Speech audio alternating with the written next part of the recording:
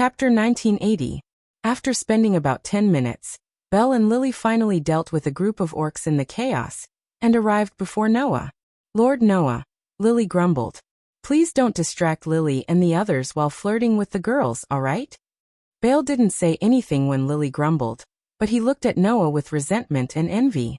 What's there to be envious of? Envious of the intimate interaction between Noah and AIC. Bale blushed as he looked at AIC, who was standing beside Noah with her head tilted. She didn't seem to understand the current situation. It had to be said that Bale's bashful appearance really gave people goosebumps. Ever since he decided to enter the underground city with the girls from Loki's clan, Bale had been bashful all the way. When he wasn't fighting, he would hide at the back and peek at Ike's. This made Leafia want to raise her wand and blast a fireball at Bale's face countless times. It wasn't because Leafia was overprotective of AIC. Although this was more or less a factor, the main reason why Leafia had such an impulse was that Bale, a grown man, was actually acting coy like a young girl in love. She really couldn't help but want to beat him up. If it wasn't for the fact that Bale would get serious once he entered battle mode, perhaps even Leafia, Tiona and Tyan wouldn't be able to stand it. Of course, Noah wasn't surprised.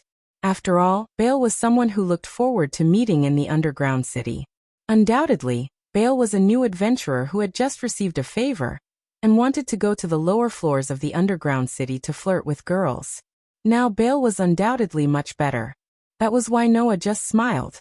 Looking at Noah's amused expression, Tiona snickered, while Rafia puffed up her cheeks and sulked. Only Ace still didn't understand what was going on. There was a question mark hanging over her head. All right, let's stop joking around. Lily sighed and then became serious. So then, Sir Noah, can you tell Lily what you plan to do next?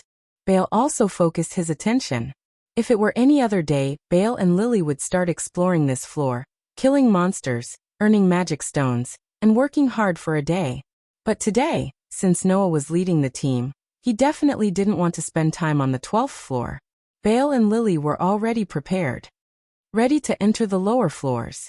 In fact, Noah wasn't here to watch Bale and Lily earn magic stones steadily. Since the Loki's family members intend to head to the 18th floor, let's set that as our goal.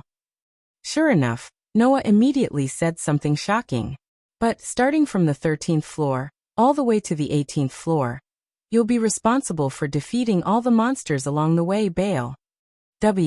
What? Lily was taken aback. Me alone? Bale was also shocked. Not to mention Lily and Bale, even AIC and the others were stunned and looked at each other. Little brother, isn't this a bit too much? Tiona couldn't help but ask. Your junior is only LV1. It's already very dangerous for him to enter the 13th floor. It's simply impossible for him to attack from the 13th floor to the 18th floor alone. Yeah. Tyan nodded. If you want to attack all the way to the 18th floor, you should at least form a LV2 team of 3 to guarantee success. Otherwise, it's too dangerous. Although AIC and Leafia didn't say anything, they seemed to have the same opinion. In this regard, Noah just smiled. Don't worry, since I said so, I naturally have my own ideas. Let's go to the 13th floor first. Hearing this, the girls who knew that Noah had many magical means began to be curious. This time, what kind of means will Noah show? Is this the 13th floor? Bale gripped his dagger tightly as he scanned his surroundings. This is a completely different floor from the foggy 12th floor. If the 12th floor is described as a white space, then the 13th floor is a black space. This is like the inside of a cave. The space is extremely dark. Rocks stand up around.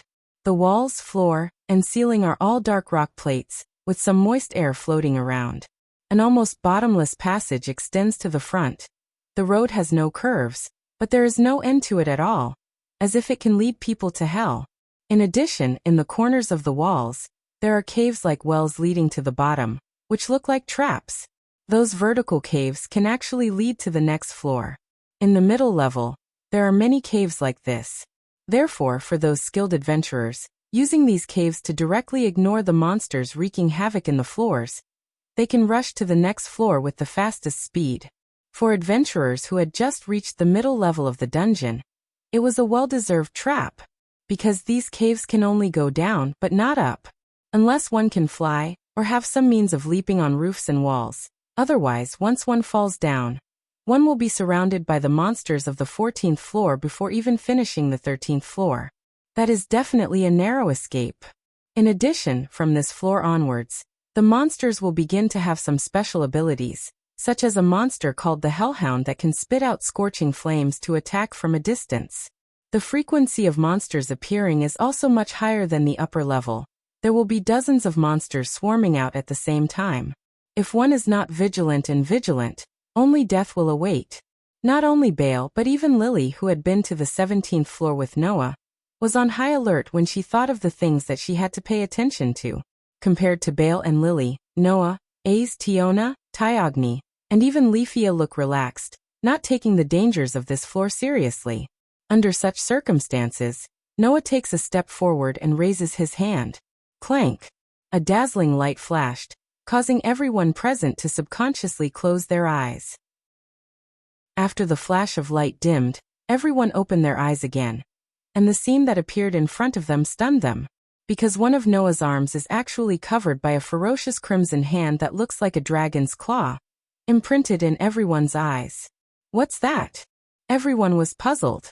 However, without giving them too much time to be puzzled, Noah grasped the hand tightly. Boost! A clear but deep voice sounded, causing the jade on the back of the hand to flash, giving everyone a fright.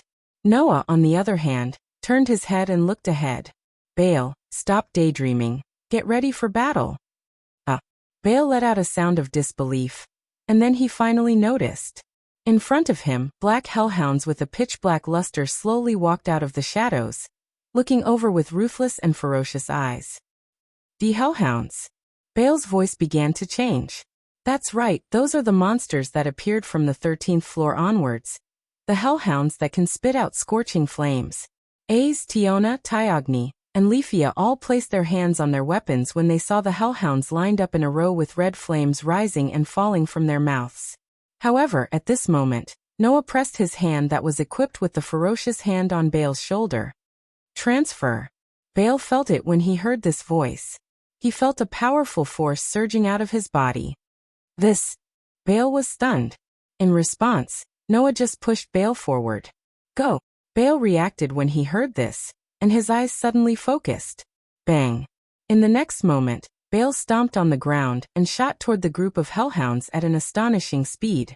His speed had long surpassed that of a LV-1 adventurer. Chapter 1981. At this moment, not only Lily, but even the girls from Loki's clan were stunned. Whoosh!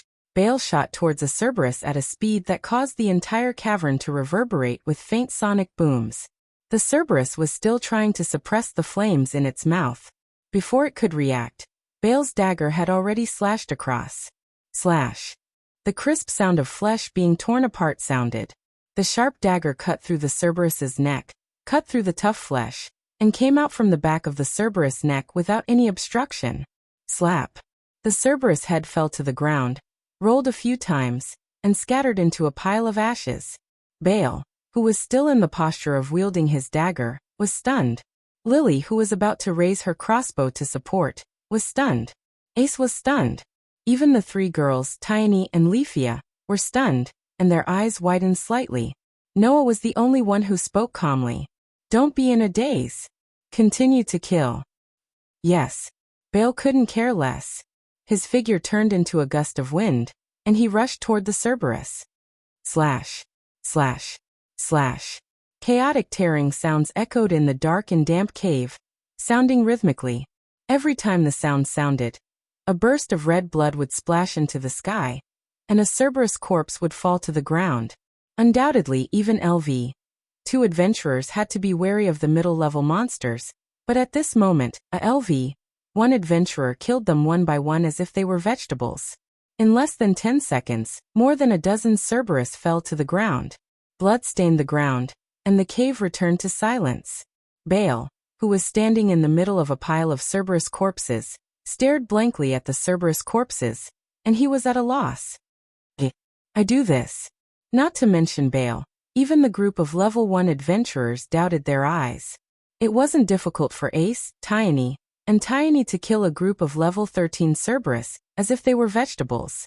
If he wanted to do the same thing, it would be a piece of cake. However, if it was a LV1 adventurer, it would be different. Even a LV2 can't be that straightforward, right? Tyagni muttered. What's going on? In the next second, everyone turned their heads and focused their gazes on Noah. No. To be more precise, it was concentrated on the ferocious crimson gauntlet on Noah's arm. At this moment, even a fool could understand. The reason why Bale had suddenly become so strong was all because of the gauntlet. Under the gaze of everyone present, Noah smiled slightly and raised his arm equipped with the gauntlet in front of him. It's called Red Dragon Emperor's Boosted Gear. As a weapon, its performance is almost negligible, but it has a powerful ability. It can double the power every 10 seconds, and the power can be transferred to other individuals. The duration of the effect depends on the number of times it is doubled. Hearing this sentence, how could everyone not understand? The reason why Bale suddenly became strong was because Noah increased his power. It can double the power every 10 seconds? Everyone felt dizzy. Doesn't that mean that as long as you have this gauntlet, let alone a LV5 adventurer, even a LV6 or LV7 adventurer can compete with it? Moreover, if there is no limit to the doubling, how strong will you become in the end? Stronger than a god? No. Impossible. Leafia was really shaken. How can such a tool exist? Isn't this too unfair? Tyagni, Lily and Bale also looked at each other, and for a moment they were speechless. Only Ace stared closely at Noah's gauntlet, and her eyes could no longer move away. Double the power every 10 seconds. Such an ability was like a divine artifact that she had been yearning for in her dreams, since she was constantly pursuing power. Clearly knowing everyone's thoughts, Noah curled his lips. Okay, don't be surprised. Although the ability is very powerful, it is not as terrifying as you think. Not to mention the problem of maintaining the doubled power, the number of times it can be doubled according to each person's strength and weakness. Simply put, this ability can indeed be infinitely strengthened, but the target who can bear the doubled power has its own limit. It can't really be infinitely strengthened. Even so, it's quite amazing, right? Not to mention other things, as long as the power can be doubled once or twice, it is not impossible to challenge a higher level. Isn't this enough to surprise people? As if seeing through everyone's thoughts, Noah suddenly smiled. Yes, even if there is a limit to the strengthening, this ability can easily allow people to challenge a higher level, and challenging a higher level is a great achievement. When Noah said this, everyone suddenly quivered. Yes, challenging a higher level is a great achievement. Then doesn't that mean? Lily's voice trembled a little. As long as you have this power, then anyone can level up? It varies from person to person, right? If the possibility is too small, you can't level up, right? Noah shrugged and looked at Belle, who was stunned there. However, with this ability, it won't be a problem for you to attack all the way to the 18th floor. However, you a LV1 attack the 18th floor alone. If you still can't level up, then even I won't believe it. Level up? Belle was stunned. Me? Level up? Don't doubt it, it's you, Noah said in a bad mood. If it's not to help you level up, why do you think I'm here? Belle was at a loss. I can level up too? This huge meat pie fell just like that, and it really knocked Belle out. At this time, the rest of the people also reacted. Too amazing. Tiona abruptly threw her arms around Noah, giggling and jumping up and down as she yelled, "Please be sure to help me too. I want to level up too. I want to level up too." Tiona could not help but hug Noah's other arm, squeezing her full upper body directly on it, and was a little excited. I've been stuck at LV5 for a long time, and I've long wanted to level up to LV6. Leafia and Lily did not say anything, but their eyes were also full of hope when they looked at Noah. AIC directly raised her hand and stared straight at Noah. I want to. Noah almost spurted out a mouthful of blood. What do you mean by, I want to? Please don't say it so easily misunderstood. At that moment, Noah let out a bitter laugh. Ace, Tiona, and Tiona are all level 1 adventurers above level 5. If they want to level up, it's almost impossible for them to do so without challenging the floor master. Not to mention, Ace is level 6. If they want to level up, they have to accumulate a lot of EXP. Only Leafia and Lily have it easier, but it can't be done without a plan. Today, I've only prepared a plan for Bale's level up, so we'll talk about you guys later. Sigh, Tiona said in dissatisfaction. Why is it like this? Tyogni, Leafia, and Lily were also disappointed. AIC looked even more dejected, as if she could cry at any time, which made her look very pitiful. Only Belle looked flattered, and did not know what to do at all. Alright, don't look like your parents are dead. You're all envied in the eyes of others, and you still want others to take care of you? Noah only felt at a loss of whether to laugh or cry. Besides, it's not like there's no chance, we'll talk about it later. Hearing this, everyone regained some of their spirits. They looked like children who would be dejected if they did not have candy, but happy if they had candy. It was laughable. All in all, today is your special day, Belle. Noah patted Belle's shoulder. I've already spent so much effort to help you conquer. Don't let me down, okay? Hearing this, Belle opened his mouth, but did not say a word. He just nodded his head heavily. I know, leader, I won't let you down. Noah smiled. All right, let's hurry. Noah looked around at everyone. Let's try to reach the 18th floor before dark. Everyone nodded in agreement. Chapter 1982. Just like what Noah had said, the next floor was Bale's. Undoubtedly, the middle floor from the 13th floor was not a floor that a LV1 adventurer could enter at will, but in the end, it became Bale's slaughterhouse. No matter what kind of monsters appeared, Noah, Ace, Tiona, Tyan, Leafia, and even Lily just stayed behind and did not make a move from beginning to end, allowing Bale to rush through like a thunderstorm and leisurely follow him. When a monster appeared, Noah would directly activate the ability of the Red Dragon Emperor's boosted gear, multiplying Bale's strength to the limit. Then Belle would directly rush over and continue to fight, cutting down the monsters one by one. He would absorb the experience points that were too large for a LV1 adventurer at a speed that was close to the limit. The middle floor was originally different from the upper floor. The frequency of monsters appearing was extremely high. Therefore, Bale almost did not stop to rest and was constantly fighting. Even if his stamina was exhausted, he would immediately drink a bottle of stamina recovery elixir and continue to rush forward. Originally, recovery items like elixirs were only used as a last resort. Using elixirs to increase the speed of leveling like Bale was simply too extravagant. At least Lily, who had suffered for almost half of her life because of money, was distressed by such a wasteful way of spending money, and she almost cried. Those were elixirs. Even the lowest grade of stamina recovery elixir required 500 Varus worth of items. Normally, a family would only need 100 Varus to eat a full meal. These 500 Varus worth of stamina recovery elixirs would be consumed bottle by bottle. Even if one bottle was consumed every half an hour and maintained for 4 to 5 hours, that would still consume 2,000 to 3,000 Varus. Normally, they would be used to save lives, but now they were being squandered like this. It was too distressing.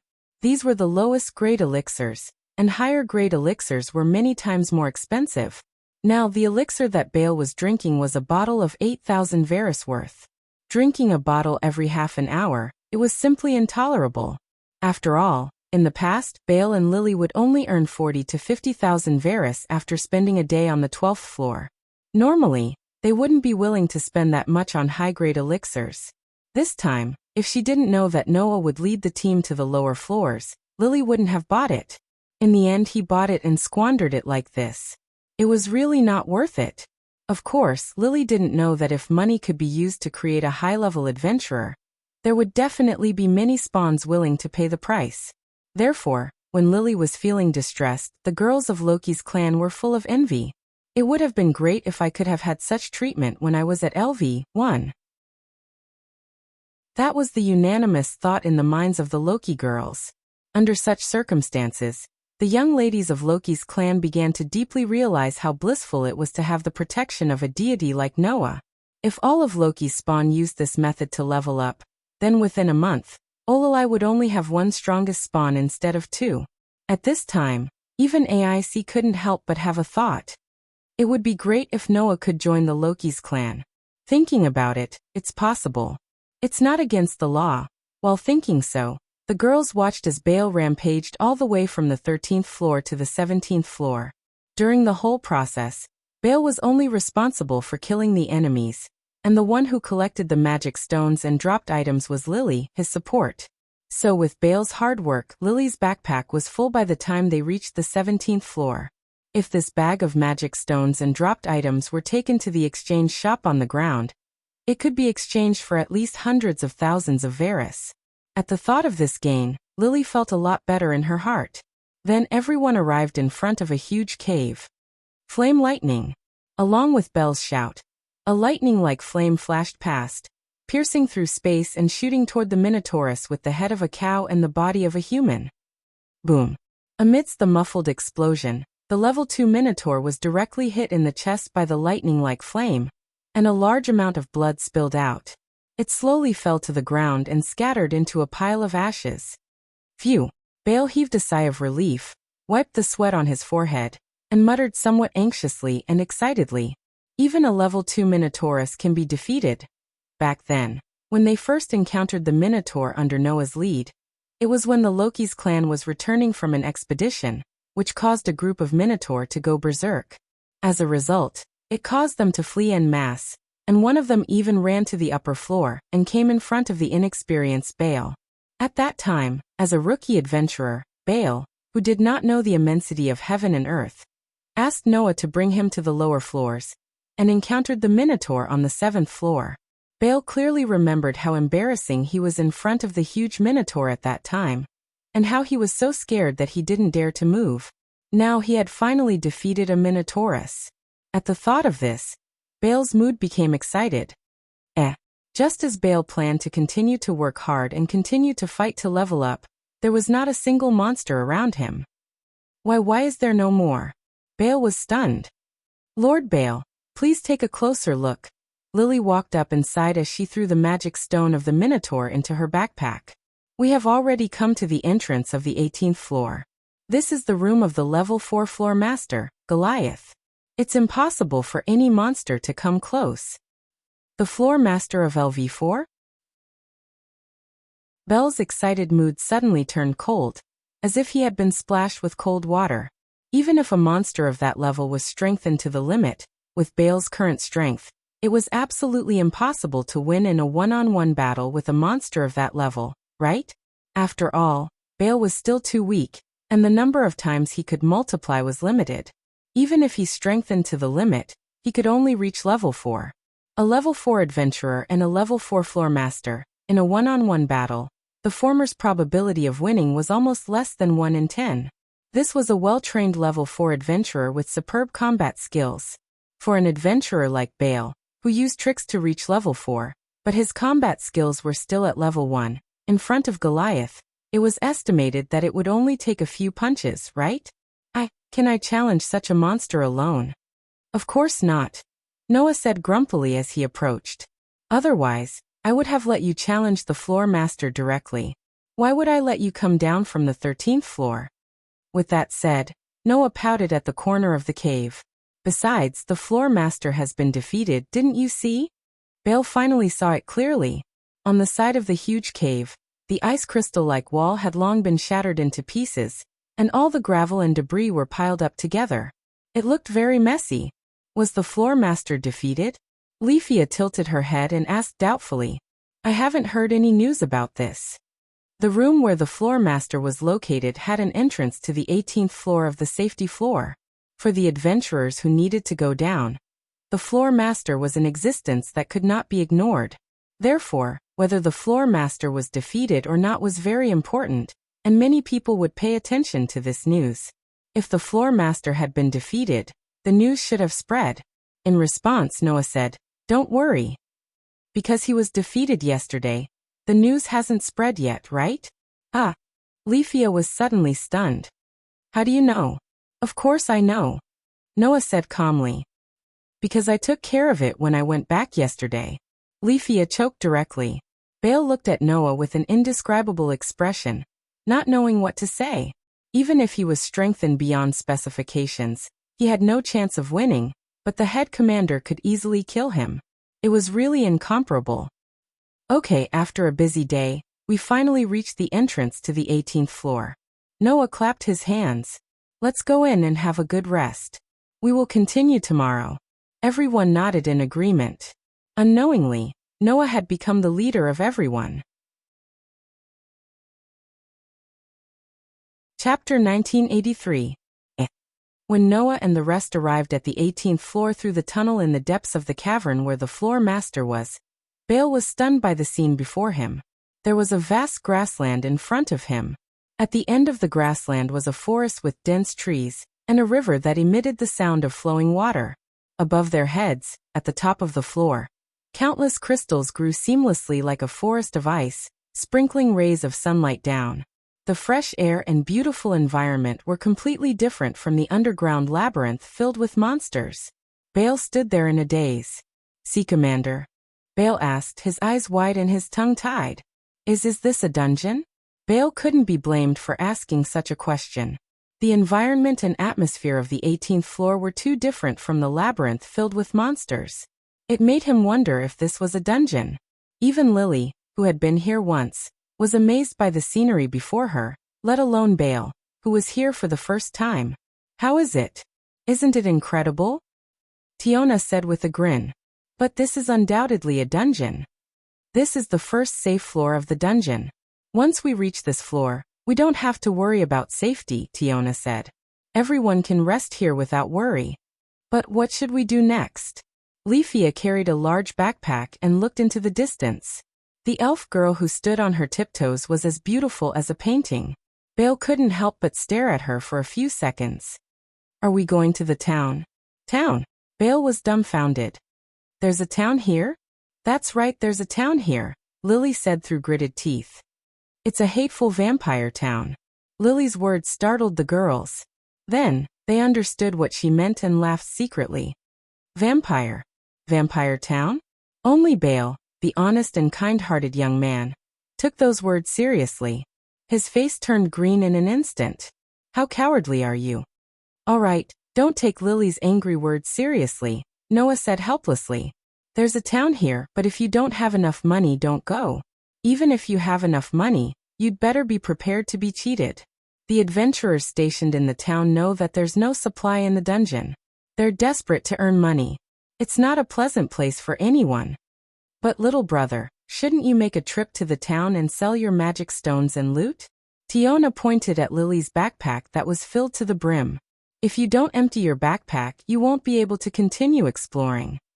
It was not Noah who reacted to this sentence, but Lily. "Absolutely not." Lily shook her head vehemently. "If you sell your stuff here, you'll definitely be cheated." Everyone was sweating profusely when they saw Lily's strong resistance. Bale weakly raised his hand and said, Is it that serious?" "Lord Bale, you don't know how overboard the adventurers here are." Lily glared at Bale like an enraged little wolf dog. "If this bag of magic stones and loot were sold on the surface, it would be worth at least a few 100,000 Varus. If you sell it here, it won't even be half of the price on the surface.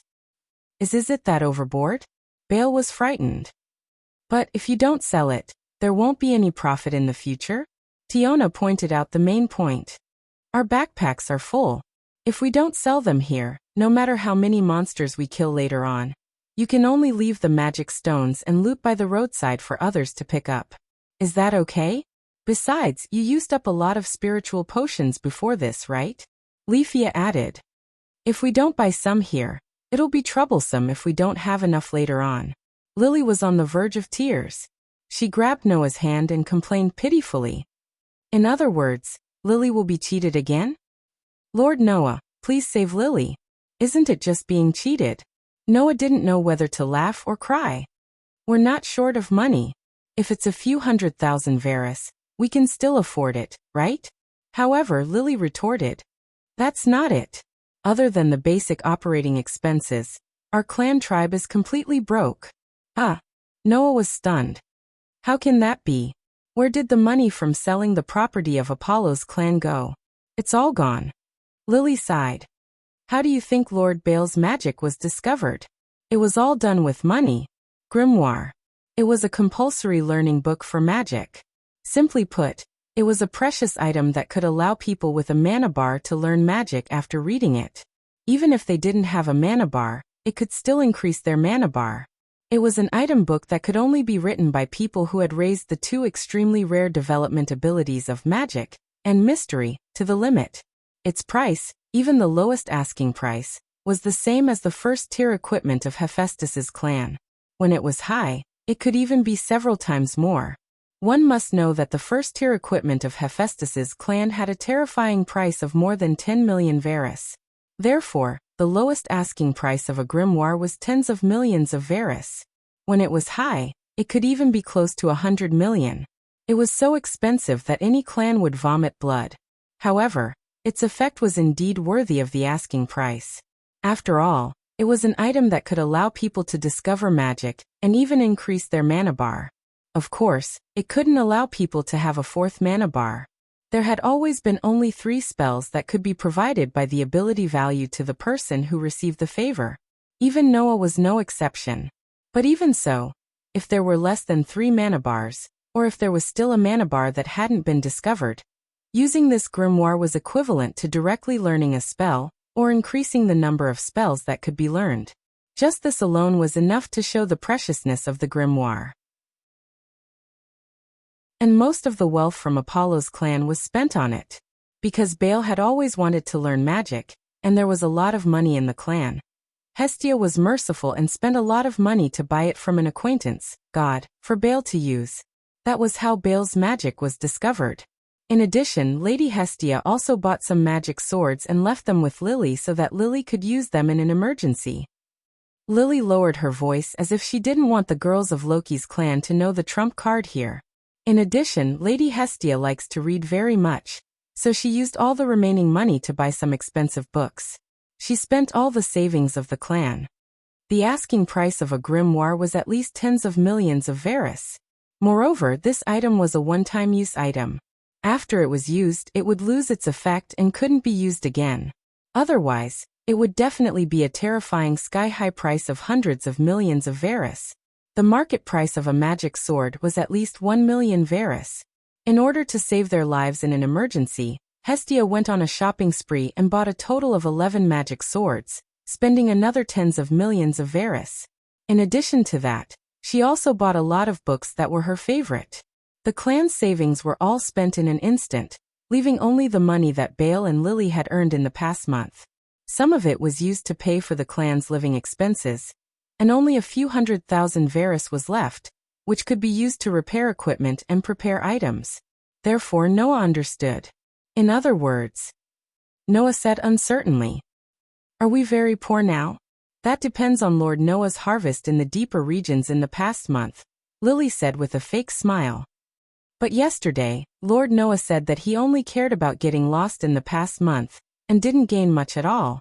He only earned a few 100,000 Varus, right? Noah was speechless. A few 100,000 Varus in a month? Those were the spoils of war that Noah had gotten from killing some monsters blocking his way on his way back yesterday.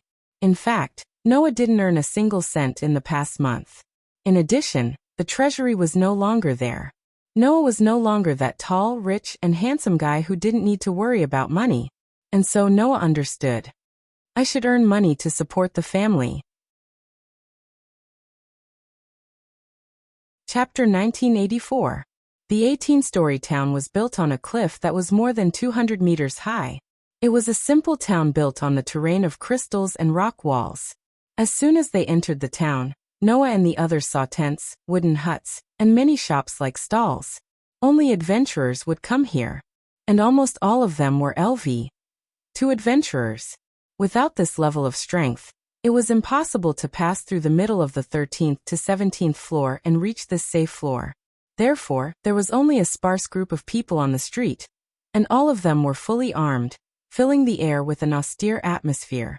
Feeling the atmosphere in the air, Bell, a new LV1 adventurer, almost subconsciously lowered his head. He almost pressed the words, "I'm a newbie," "Don't hit me" on his forehead. His cowering appearance really made him look like a frightened rabbit. Lily, on the other hand, was bargaining with the shop owner in the town's money exchange shop with a crisp voice. It was a pity that the shopkeeper had been picking his ears with an arrogant look, which made Lily so angry that her face turned red. Under such circumstances, Noah couldn't help but laugh while looking at AIC next to him. "What are you going to do next?" "Stay here," AIC answered truthfully. "For the next week, we'll stay here." In a word, the plan of the girls of Loki's clan was clear. They were going to use the 18th floor as a stronghold, go deep into the underground city, and earn money in the deeper areas. "We have camping equipment," Tiona said proudly. "So, we'll find a place to camp. If we stay here, we'll be cruelly ripped off. As for food, we'll also be preparing to collect fruits and wild vegetables in the underground city and cook them," Tiona added. "After all, we're here to make money, and we can't be ripped off in this town." "Undoubtedly, you're LV1 adventurers, and you're living so miserably?" Noah rolled his eyes, but he understood. Adventurers are probably used to this kind of life, right? Moreover, the environment of staying in the town was not necessarily better than camping. After all, the inn was simply built with wood, and it was difficult to not leak wind, let alone rain. Staying in such an inn was uncomfortable, and one would be ripped off, so no one wanted to stay there. Therefore, camping in the wild was absolutely necessary. "What's your plan, Mr. Noah?" Rafaya asked politely. "Are you also planning to camp outside?" "I was planning to go back on the same day." Noah stroked his chin and looked at Bale, who was timidly following behind them, but couldn't help but look around. He then looked at Lily, who was still desperately bargaining with the shop owner. Noah shrugged as if he had given up. "However, it's almost dark now. If we return to the surface, it will probably be dawn already. It's better to rest for the night." "That's great," Tiona said in a jubilant voice. "I have so many things to ask you. This might be a good opportunity to dig out all your secrets, young man. Let's have a good chat tonight." Tiona also looked straight at Noah and revealed a beautiful smile. "If you agree, there will be 4 great beauties to sleep with you tonight." Noah almost vomited blood. "Sleep with me?" Rafaya blushed, and even her voice was out of tune. Don't tell me that includes me? Isn't that obvious?" Tyagni said in a mocking tone. "We only brought 1 tent, right? Young man, you didn't bring a tent, so we can all sleep together tonight." Tiona hugged AIC's arm. "AIC, you're happy to, right?" "No, I didn't." AIC stole a glance at Noah. Her pretty face turned slightly red as she stuttered. "I didn't think that way." Unfortunately, her shy and bashful appearance made people feel that she was not persuasive at all. As for Bale, his face was already so red that it was about to explode. "I'll everyone sleep together. Sleep with Miss Wallenstein." Bale almost couldn't catch his breath. His face was as red as a monkey's butt, and he almost farted. No, absolutely not." Rafaya resisted fiercely, and shook Tiona's hands as if begging for mercy. "I can't. If I sleep with a man, I'll definitely die." "Why are you so stingy, Rafaya?" Tiona said unhappily. "It's not like I'll lose anything." "That's right." Tioni nodded in agreement. "You don't hate young man Noah either, right? Why don't we use this opportunity to improve our relationship?" Not hating him and sleeping with him are 2 completely different things. Rafaya was on the verge of tears. She then glared at Bale with teary eyes. "Besides, Mr. Noah isn't the only man here." "Oh right."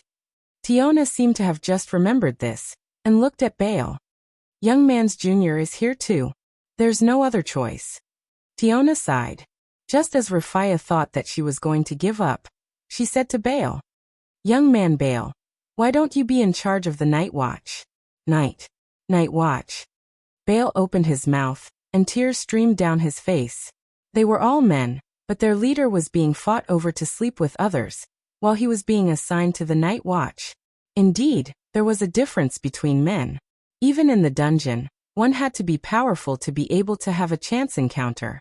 Bale started to have this seemingly correct but unorthodox idea in his heart. Just as Noah was going to be the one to sleep with and Bale was going to be the one to keep watch, there was a sudden commotion in front of them. Noah and his companions were startled.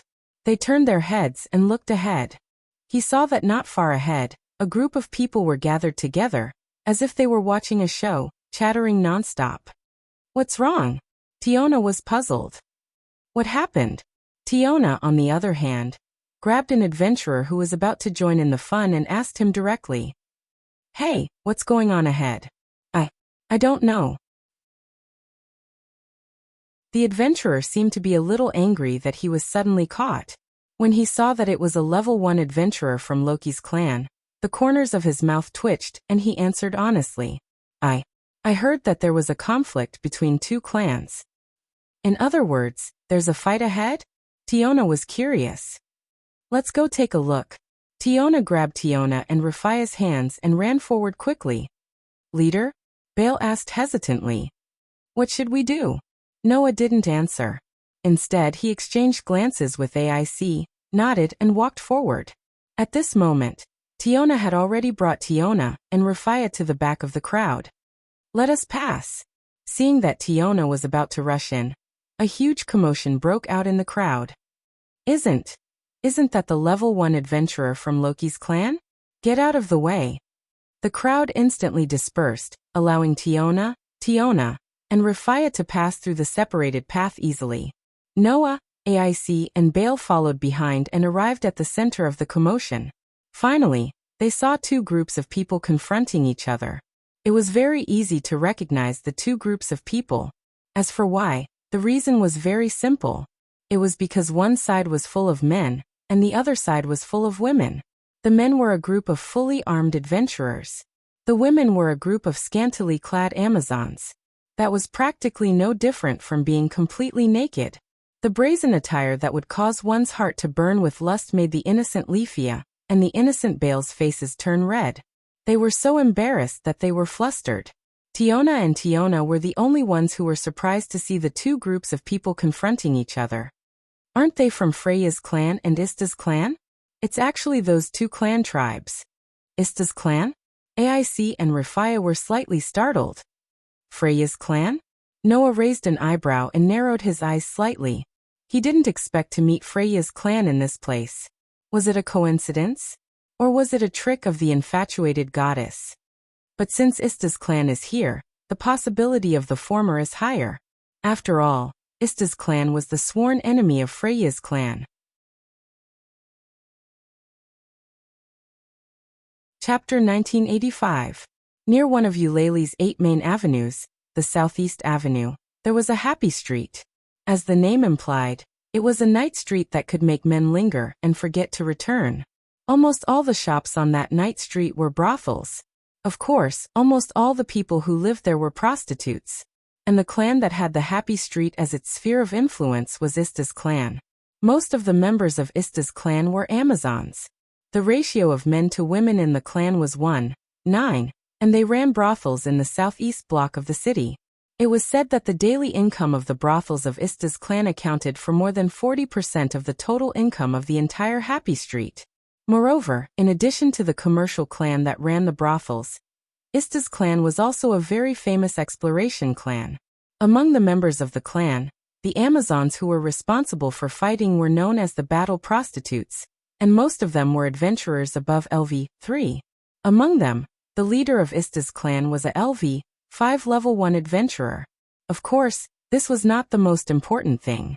The most important thing was that the main god of Ista's clan, Ista herself, was a goddess of beauty like Freya. That was to say, Ista was also a goddess of beauty. She had the natural ability to charm men and women alike. She was a beautiful goddess who would be captivated by her beauty. However, as a goddess of beauty, Ista had always been against Freya. There was no other reason other than the fact that Freya's clan was one of the 2 most powerful clans of Eulalie. Freya was also a beauty goddess, and her clan was known to be powerful. Although Ista's clan was also one of the top clans in Eulalia, and was much stronger than Apollo's clan, they were still far behind Freya's clan. Among Ista's clan, the highest level leader was only LV5, while Freya's clan had the only LV7 adventurer. This fact showed the difference between the 2. Not to mention, in Freya's family, there were several LV6 adventurers, not to mention LV5 adventurers. In terms of power, Freya's clan was above Ista's clan. The main god, Freya, lived at the top of the Tower of Babel, symbolizing the peak of Eulalie. In terms of strength, Ista's clan was far inferior to Freya's clan. Therefore, Ista was jealous of Freya and had been targeting Freya all the time. She had been thinking of ways to bring Freya down all the time. In view of this, the relationship between Freya's clan and Ista's clan was almost absolutely hostile. There was almost no clan in Eulalie that did not know about it. The members of the two clans actually met here? Looks like there will be a fierce fight today. Go ahead, go ahead. It's best if you destroy my stall as well. Then I can take the opportunity to extort some money from you. Hahaha, you're right. The adventurers around the two clans who were confronting each other were all jeering as if they wanted to see the world in chaos.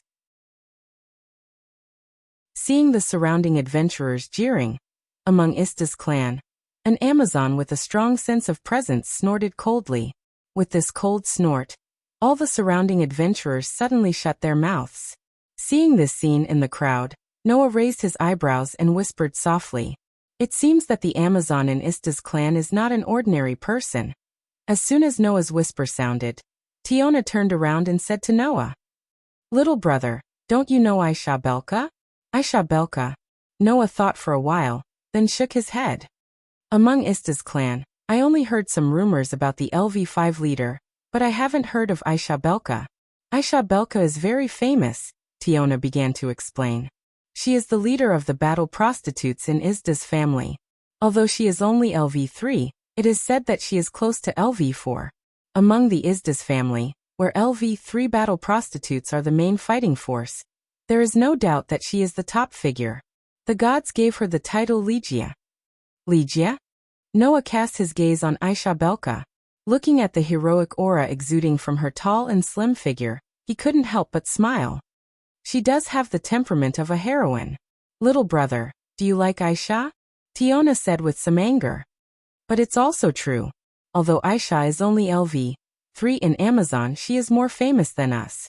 After all, Aisha has already tasted men, but we don't even have a man. Tiona pouted. In Amazon, we can only be regarded as little girls. We can't compare to Aisha at all. Listening to Tiona talking about men all the time, Rafia and Belle only blushed. Even AIC was a little embarrassed. Noah was also speechless. At the same time, he once again recognized the openness of the Amazon. If it was another race, if the women in the race were known for tasting all kinds of men, their reputation would definitely be so bad that it couldn't get any worse. However, in Amazon, people who have not tasted the opposite sex would be regarded as children who have not yet grown up. This was the difference in racial perception. Therefore, among Ista's clan, the battle prostitutes were basically Amazon. There were very few prostitutes of other races. At this time in the field, the dispute between the two clans also reached its peak. Ista's clan, don't go too far. In Freya's clan, the leader of the male adventurers roared angrily. Do you really want to start a war with us? Hearing this, the battle prostitutes of Ista's clan did not take it seriously at all. They just sneered there, but their posture was extremely provocative, which made the surrounding male adventurers breathe a little faster. Aisha, on the other hand, glanced at Freya's family members and said in an orderly manner, "It's useless to say this to me. When we heard that you were doing something in the underground city, Goddess Ista told us that no matter what you are planning to do, we only need to destroy it. So if you have any complaints, go talk to our Lord God." This sentence made Freya's clan clench their teeth in anger. Too arrogant. Damn Ista's clan. We are here under the noble order of the goddess. Who would waste time playing games with you bunch of sluts? Freya's clan adventurers yelled while glaring at the group of sluts in front of them. In response, the sluts just laughed coquettishly. Their laughter was so seductive that it made people's stomach tighten involuntarily. However, in the next moment, a guy came out from Ista's clan, who made the men who were looking at the sluts with obscene eyes feel cold. Aisha, why are you talking so much nonsense with them? Accompanied by such an unpleasant and ear-piercing sound, a huge object approached. It was a man who was more than 2 meters tall. He wore red and black clothes that were similar to hunting equipment. He had short brown arms and legs, but his body was as sturdy as a burly man. His limbs were extremely uncoordinated with his body. Not only was his body uncoordinated, but his appearance was even more hideous. Short black hair, restless eyeballs, and a horizontally cracked mouth. That face was just like a toad's. Monster. The men's faces turned green, and they were all scared witless. In response, Weirdo Toad laughed out loud. Croak, croak, croak, croak. Did you see that? Aisha. These men are all crying because of my beauty. As he said this, the monster glanced at the men around him with brutal eyes. I'm in a good mood today. You're in luck. I'll pick a few later and have some fun with you tonight. At this moment, all the men felt like they were prey targeted by a monster. Their faces were twisted, and their legs were trembling. However, as the toad monster swept its hunter-like gaze across the male toads, it suddenly saw a person. In the crowd, there was a blonde swordswoman wearing light clothes and a thin sword at her waist. It was Aisha. The toad monster's laughter stopped abruptly. No. Tiona and Tiona thought of something and exclaimed at the same time. Aisha, be careful. Almost at the same time, a violent roar resounded. Aisha Wallenstein.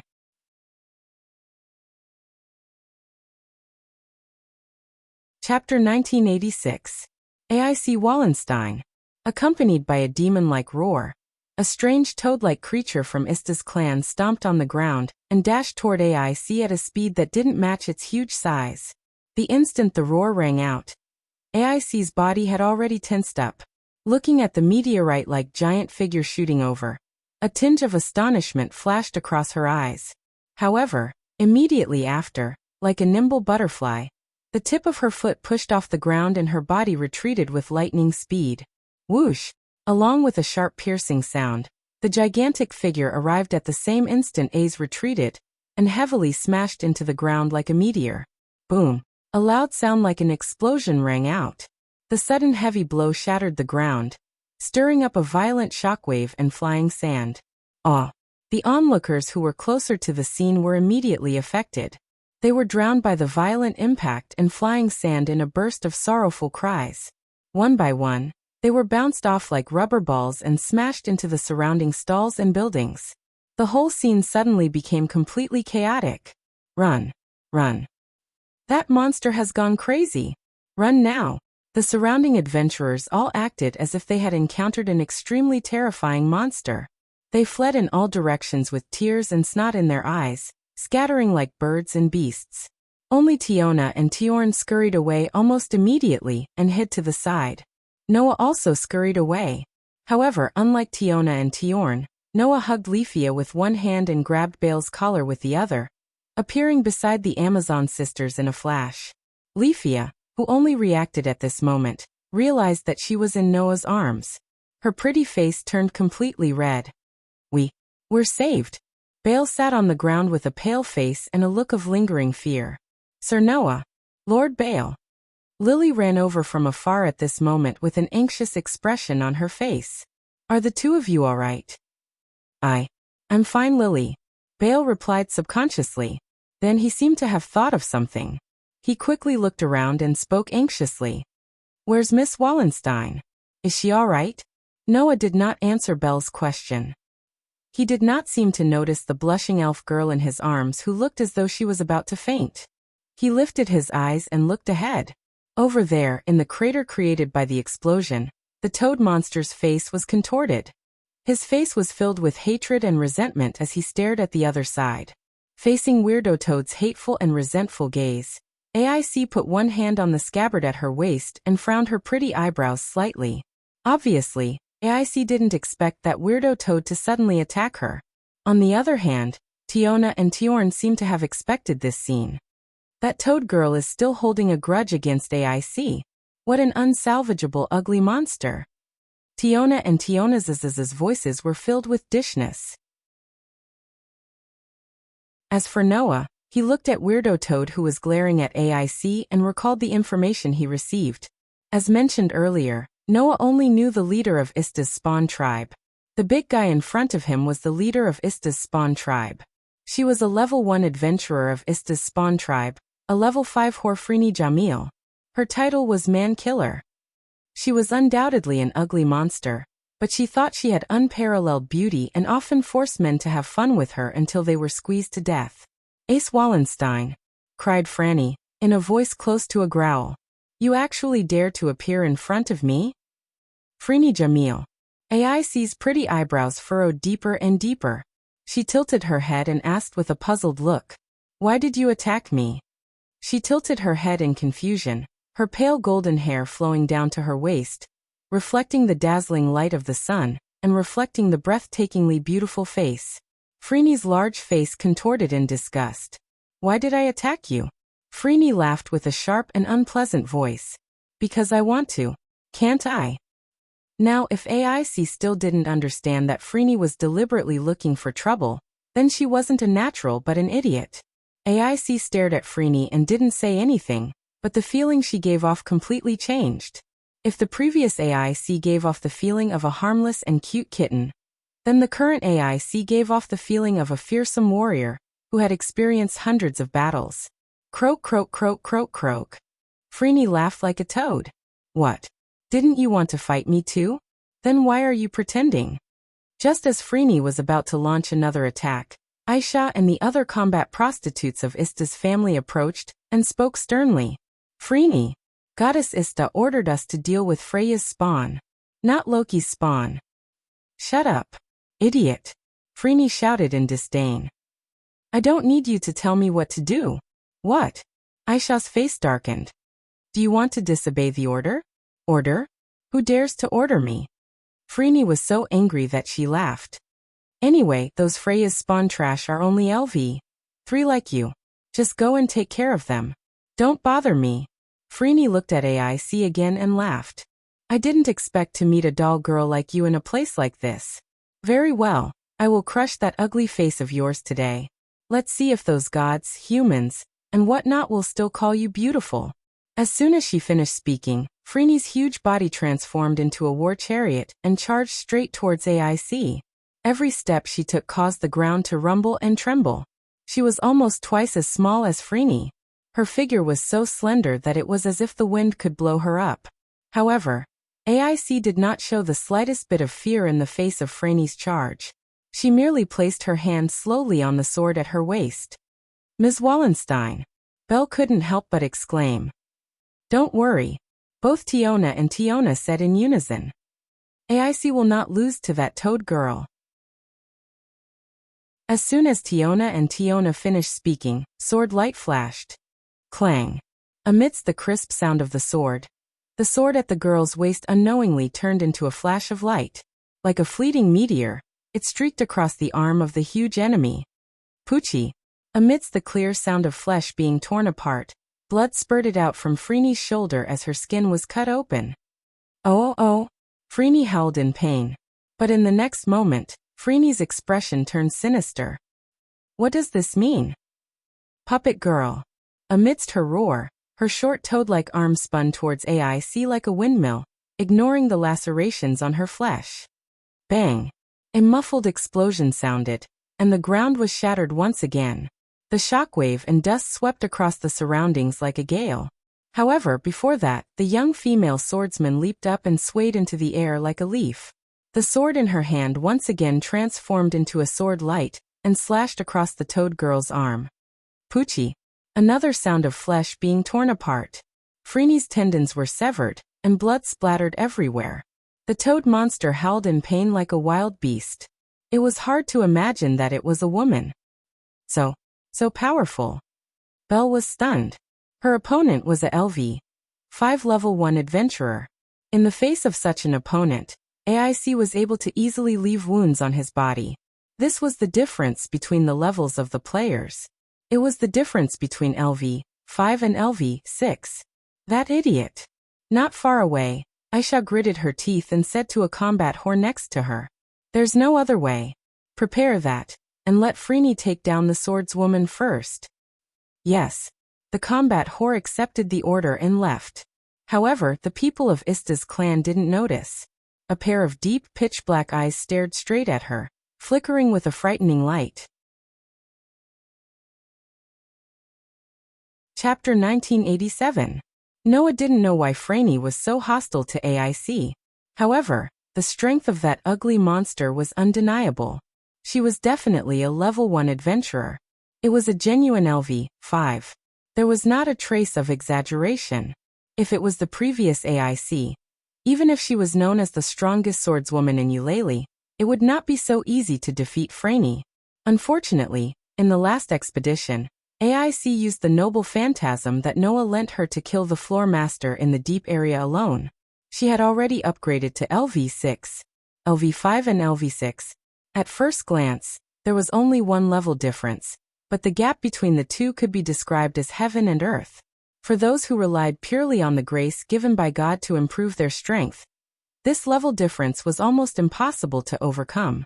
Even if AIC did not upgrade to LV6 for a long time, it was the same. From the very beginning, AIC had been unstoppable, forcing Franny into an irreversible disadvantage, proving this point even more. In other words, facing AIC who was at LV6, Franny who was only at LV5 had no chance of winning. Unless Franny had some hidden trump card. Or Ista's family had some hidden trump card. Therefore, from the beginning, Noah did not pay much attention to the battle between AIC and Franny. Instead, he focused most of his attention on the combat prostitutes of Ista's family. It turned out that Noah's idea was correct. Ista's family did have some important hidden trump card. And that trump card quickly appeared in front of Noah. Quick! Push it up. With the order of a combat prostitute of Ista's family, a large cargo was pushed up. It was a large iron box used to transport supplies. The capacity of the box was very large, at least able to fit several people. There was a piece of cloth covering it, making it impossible to see the situation inside. However, Noah felt it. In that box, there was a presence that was not strong, even a little weak. Aisha reached out and opened the lid of the box. In the next moment, Noah almost doubted his eyes. Because what was in the box was neither a monster nor goods, but a person. There was a girl sitting upright at the bottom of the box. She was wearing a kimono and a feather-like armor on her head. The girl wasn't human. The girl had waist-length golden hair that was brighter than AIC's. She had a pair of fox-like ears on her head and a fox-like tail on her back, proving that she was the real deal. Vulpera. Noah's brows furrowed tightly. What was Ista's clan going to do? Was that Vulpera a member of Ista's clan? Then why put him in the box? While Noah was confused, Aisha lowered her head and whispered to the Vulpera girl in the box. In the next moment, the Vulpera girl raised her head and revealed a beautiful face that was both charming and pure. She looked at Franny who was being suppressed by AIC and lowered her head again. Right at that moment, a faint mana fluctuation surged from the Vulpera girl's body. Wong. An inexplicable trembling sound rang out, and everyone present saw it. Specks of light flickered from her body like fireflies, covering her huge toad-like body. In the next second, everyone, including Noah, was shocked. Friolini, who was being suppressed by A's, suddenly let out a loud cry. Above the giant body, an unbelievably violent pressure suddenly surged. Croak, croak, croak. Is it finally here? Franny laughed heartily as she observed AIC's astonished expression. Her eyes began to move irregularly from top to bottom, left to right, as a frightening murderous glint flickered within. Go to hell. With an ear-piercing roar, Franny's short arm swung down like a thick club. Bam!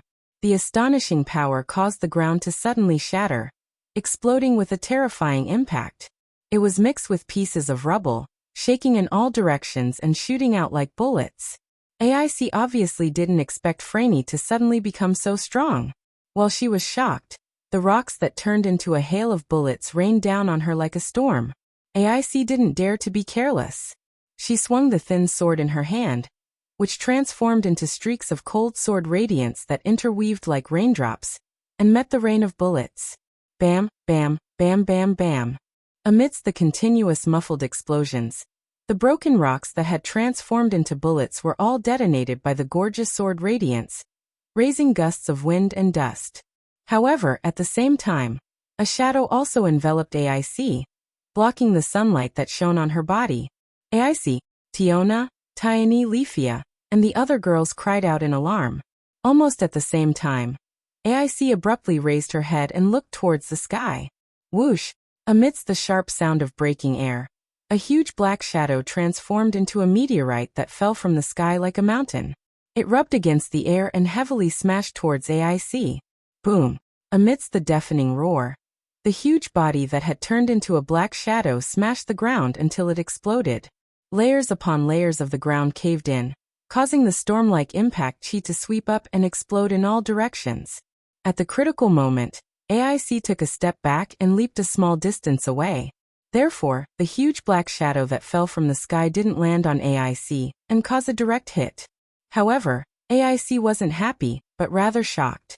This was because the huge black shadow that fell from the sky had already raised its arm, and with its overwhelming size advantage, it swept towards AIC along with the shockwave. Whoosh! The whistling sound of a strong wind rang out. The fierce blow from the short limbs caused Freddy's fist to become like a cannonball that ruthlessly smashed towards AIC's face. Looking at the momentum, even if AIC's head didn't explode, her fragile face would be smashed into pieces if she was hit. Freddy was so vicious that her attack was aimed at AIC's face on purpose. Clang! The sound of metal clashing suddenly rang out. AIC raised her weapon in front of her in time to block the cannonball-like fist that came straight at her. However, the powerful force still sent AIC flying like a ball that was slapped away. Her feet rubbed against the ground and left 2 deep marks on the ground. She only stopped after sliding for more than 100 meters. Phew! Tiona, Leafia, Bale, and even Lily couldn't help but heave a sigh of relief. The situation just now was really too thrilling. One wrong move and AIC would have been seriously injured by that toad girl before anyone could react. And it would have ended with her disfigurement. Tiona, and Rafia were enraged when they realized this. Only AIC slowly lowered her sword-wielding hand. The sharp-eyed Noah saw it. AIC's hand that was holding onto the sword was trembling without a trace. It was a phenomenon of numbness from the tremendous force. AIC looked at Freddy with a solemn expression and murmured, "LV6, that's right." At this moment, the combat power Freddy displayed was not something a LV5 could possess. Although they didn't know what method Freddy used, it was an indisputable fact that Freddy's combat power suddenly increased to LV6. Why? AIC was confused. At this time, Aisha and the others had already closed the lid of the box and made the Volpra girl disappear in front of everyone without anyone noticing. Except for Noah. That Volpra girl is the problem. With absolute certainty, Noah determined the reason for Franny's sudden increase in strength. Tiona, Leafia, and the others who didn't see the Volpra girl were both furious and bewildered. Croak, croak, croak. Franny was still laughing triumphantly. What LV6 strongest swordswoman? Sure enough, it was only to this extent. Croak, croak, croak. Hearing this, the confusion on AIC's face gradually disappeared. She looked at Franny, her hand reaching for the bracelet on her wrist. Seeing this, Noah finally spoke. "Alright, there's no need to use your trump card in this situation." Chapter 1988. When Noah's voice echoed clearly in the surroundings, the sinister atmosphere in the air seemed to be crushed by an invisible force that appeared out of nowhere, disintegrating into nothingness. Suddenly, everyone's eyes narrowed. Only then did the combat prostitutes of Esta's clan notice Noah's existence, and they all widened their eyes. Isn't that the tyrant? He's here too? Oh my god. A group of combat prostitutes who were at least LV3 were all shaken. Aisha also frowned tightly, and her body tensed up involuntarily. As for Franny, her huge face suddenly froze, and she couldn't react at all. Tyrant. For all of Eulalia, there was really no existence more famous than this title in recent times. That was because all the residents of Urali were watching the live broadcast on the screen, watching how Noah uprooted and defeated Apollo's minions. Furthermore, Noah had publicly rejected the courtship of the beauty goddess at the banquet held by Freya's family. He had even fought Otto, who was LV7, to a standstill in front of everyone. And all of this had happened only a month ago. In this way, it would be difficult for Noah not to be famous. To put it bluntly, in the current Eulalia, If the adventurers on the street were asked who they didn't want to provoke the most, 99 out of 100 people would definitely mention this title. Tyrant. An existence that had recently risen to the top of the world with fierce forces, and was known by everyone. Even Ista's family members had to fear him.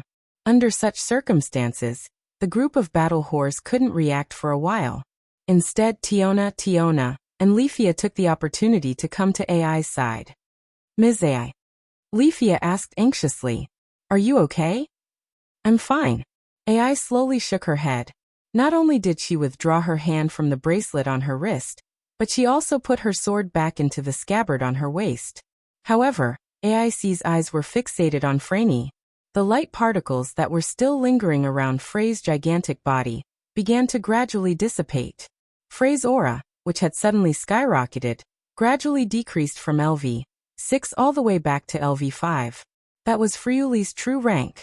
The explosion just now was merely borrowing the power of another source of energy. Just like Noah, who used the item called Red Dragon Emperor's boosted gear to greatly enhance Bale's strength. What kind of power was that? Magic? Skill? Or was it a prop?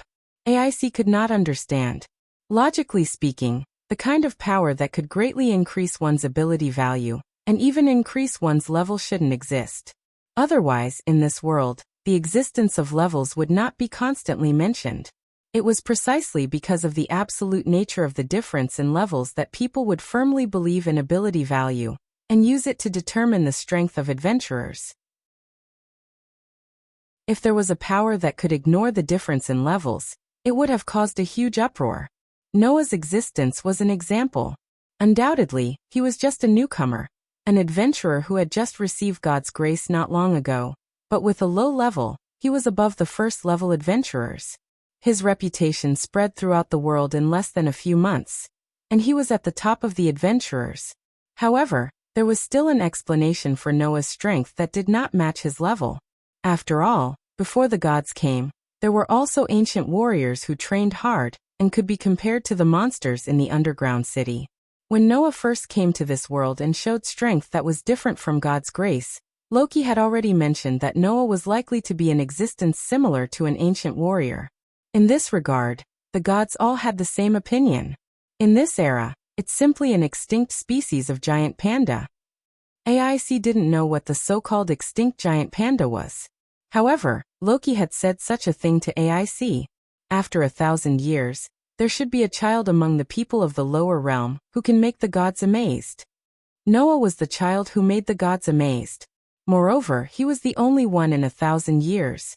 Such a person, until now, who knew how many miraculous methods he had come up with. And he was indeed worthy of the gods' admiration. But even so, when Noah took out the Red Dragon Emperor's boosted gear, and learned about its ability, everyone still felt dizzy even though they were mentally prepared.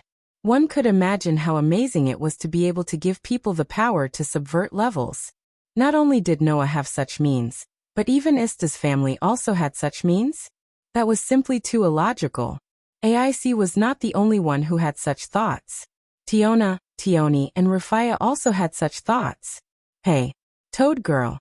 Tiona stepped forward and glared at Frayne. What kind of despicable method did you use to increase your strength? This sentence made Bale's expression stiffen. Before coming to the 18th floor, he was the one who used a method to increase his strength. So this time, Bale was shot even though he was lying down. However, no one would pay attention to a new LV1 adventurer at this time. The girls of Loki's family stared at the battle prostitutes of Ista's family. And the battle prostitutes of Ista's family looked at Noah standing on the side with fear in their eyes. Tyrant. Aisha stared at Noah and said in a deep voice, "This is a matter between Ista's family and Loki's family. Do you want to interfere?" A matter between Ista's family and Loki's family. Noah grinned. When did your target change to Loki's family? Did all of Freya's family members run away? With Noah's reminder, Aisha came to her senses and hurriedly looked at where Freya's family was. Of course, there was not a single trace of a single person in that place. In other words, the mission given by the master god of Ista's family had ended in failure. Thinking of this, Aisha looked at Franny angrily. "Franny, look at what you've done. Let's see how you explain this to Master Ista. Explain my ass. Franny was even more furious and didn't choose her words carefully. I don't care about a bunch of trash. Stop looking like you're teaching me a lesson. It's still too early for you. Is that so? Aisha sneered.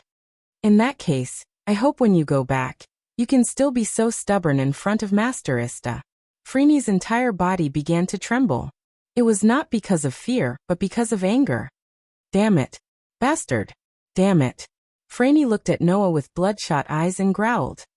No matter what, I'm going to give that doll girl a good beating today. If you stand aside and watch, you can play with me all you want tonight. Hearing Franny's words, everyone looked at her differently. It was as if they were looking at an idiot without self-awareness. Their eyes were full of pity. What do you think? The offer is tempting, right? Franny didn't realize that she said something stupid. She cracked her toad-like mouth and laughed. Compared to that ugly doll girl over there, you might as well be with this old lady.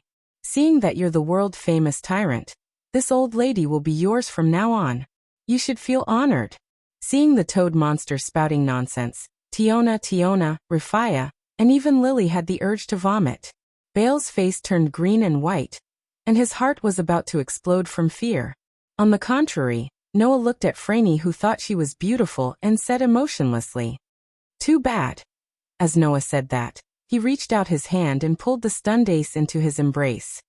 He then said with a faint smile on his face, "I like the ugly doll girl you're talking about. You should go and take advantage of someone else." Franny's bloodshot eyes instantly widened. AI's pretty face became extremely red. In this situation, Noah glanced at Aisha and said indifferently, "Go and take back your toad. Hurry up and bring your lazy toad back home. Don't let her come out and make a fool of herself." This sentence made Aisha's expression extremely ugly. Chapter 1989. If possible, Aisha really wanted to take off Franny's head and see how much paste was wrapped inside to make her become so self-righteous. Others didn't know why Franny was against AI, but how could Aisha not know? It was all because of jealousy. Just like the main god of her clan, this toad girl always thought that she was the most beautiful one, and that no woman in the world could surpass her in terms of beauty. However, as the saying goes, the audience's eyes are the brightest. Ista always thought that she was the most beautiful one, but others always praised Freya, who was also a beauty, and this shattered Ista's self-confidence. As a result, Ista developed a one-sided jealousy towards Freya and constantly targeted Freya. That was fine. After all, Ista was also a goddess of beauty. Her appearance was indeed peerless. Even if she didn't use her charm ability, she could still make all the men in the world fall head over heels in love with her and forget about their home. In other words, Ista still had the capital to compete with the target of jealousy. It was understandable for others to think that she was not as good as Freya, and thus become jealous. However, what was Franny? A lazy toad that was so ugly that it could make people vomit actually dreamed of being the most beautiful person in the world all day long. For this reason, it even looked down on the main god, who was known as the goddess of beauty. It really made people feel that it was no longer a problem with its eyes, but rather a problem with its head. However, this toad girl was like Ista. When she thought that she was the most beautiful person, others kept praising the beauty of AI, who was also at LV5, saying that her beauty was comparable to that of a goddess, and everyone coveted her. Therefore, this self-righteous toad girl was jealous. A few years ago, she even went to find AI and fought with her, but it was to no avail. Because of this, Franny had always harbored hatred and jealousy in her heart. She could not wait to crush AI's admirable face. Not only was her appearance ugly, but her heart was even uglier. And this jealousy finally could no longer be hidden after Loki's clan announced that AI had leveled up and became the strongest female swordsman at LV6. Aisha remembered that on the day she heard the news, Franny kidnapped hundreds of men for 3 days and 3 nights in a row, and squeezed them all to death just to ask one question. Who is more beautiful, me or that doll girl? It was this question that caused the deaths of hundreds of men. It was easy to imagine what kind of answer the hundreds of men gave. In the end, this toad girl didn't realize it. Competing with the swordswoman in terms of beauty? What right did she have?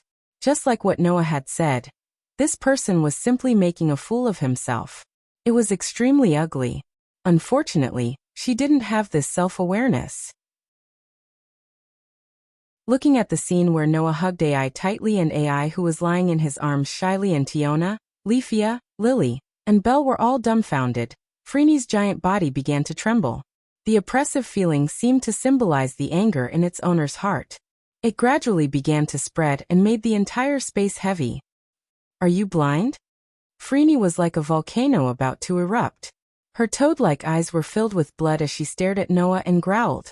That doll girl can't even compare to a single hair on my body, and you chose her? Yes, I chose her, Noah said without hesitation.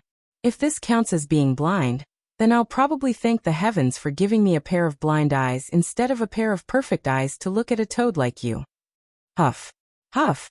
Freeney's breathing began to become louder like a mad bull. She clenched her fists so tight that even the veins began to bulge. If it was another man who said this, Freeney would have already torn him to pieces. No, tearing him to pieces was a light punishment. Based on this toad girl's usual style, she would first squeeze the man dry and force him to say that she was the most beautiful woman, then tear him to pieces. But the man in front of her was not someone who could be easily squashed. Let's not talk about Freeney, let's talk about Aisha. That idiot Freeney didn't know her limits, but Aisha did. Therefore, Aisha could clearly see. On Noah's seemingly smiling face, a pair of dark and deep eyes flashed with a cold light from time to time. The cold light made Aisha feel as if she had fallen into an ice cave. So Aisha knew. This youth who appeared to be conversing amiably with Freeney had long since been annoyed by Freeney's foolish actions and words, and even loathed her. If Freeney didn't know her limits, then it would only take 1 second for this toad girl to die in this underground city, and never return to the surface. Then Aisha gritted her teeth, took a deep breath, and suddenly said, I've long heard that the rumored tyrant could resist the charm of the goddess of beauty, and even rejected Freya's proposal. Now that I've seen it today, the rumors are indeed true. While the others were puzzled by his words, Freeney was startled for a moment before she came to a realization. Right, this man could even ignore the charm of the goddess of beauty, Freya. Even in front of a beauty, he wouldn't easily compromise. Although she was more beautiful than the goddess of beauty, it wasn't that she wasn't beautiful enough, but that the man in front of her wasn't attracted to women. Thinking of this, Freeney only felt the anger in her heart disappear without a trace. She snorted. A little brat who doesn't even understand the taste of women, it's useless to say anything. The self-righteous Freeney had long forgotten that Noah was holding AIC tightly in his arms. How could he not be attracted to women? This toad girl was really stupid, but Noah was impressed by Aisha. You're the same, no wonder you're called the heroine. Noah looked at Aisha and suddenly smiled. You have more tricks up your sleeve than I thought. You don't have to compliment me, I'm just a slut who loves pleasure. Aisha met Noah's gaze, licked her lips, and smiled like a carnivorous beast. If one day our tyrant comes to Happy Street, I hope you can name me to serve you, then I'll be satisfied.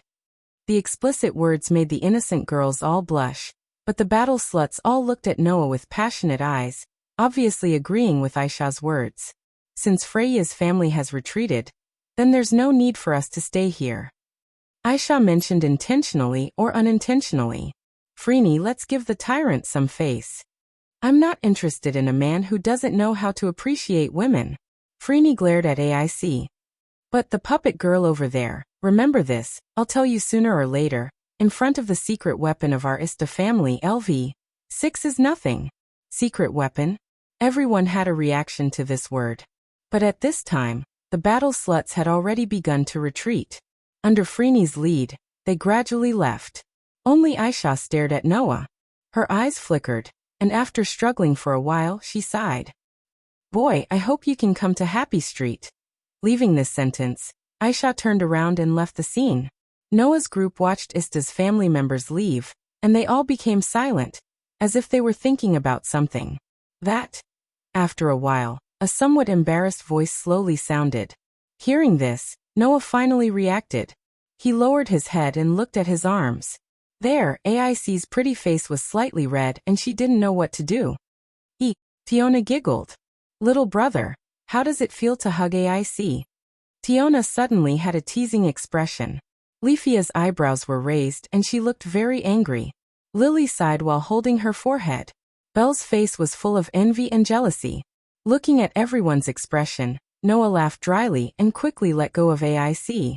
The moment the warm embrace and broad chest left, AIC couldn't help but let out a sigh of relief. But then, an indescribable feeling surged in AIC's heart. It was like sadness. It was like reluctance. A strange feeling.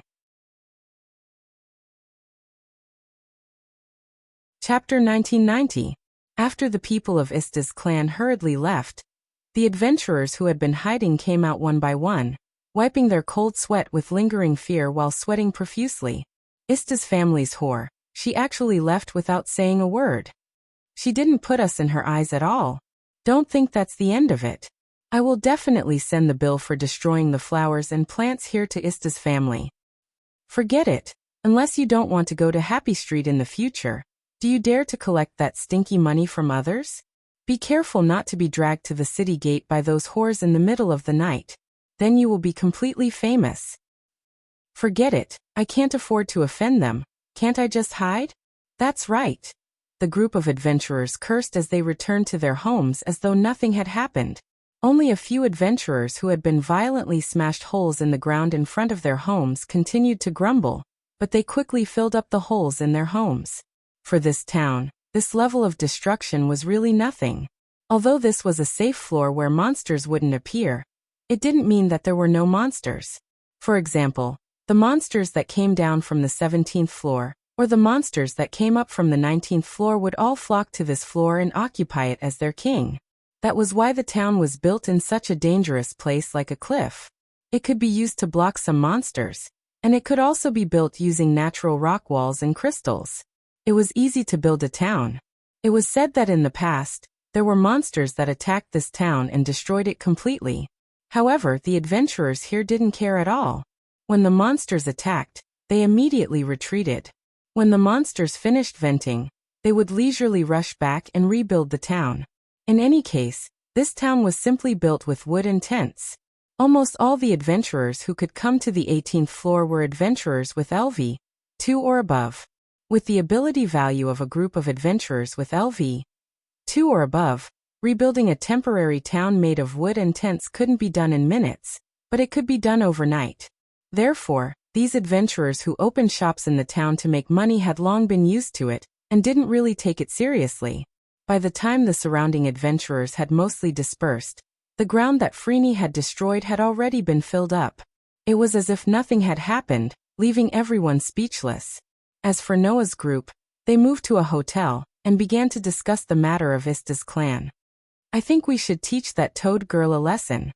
In a cave that had been transformed into a hotel, Noah's group sat around a messy wooden table, listening to Tiona's complaints.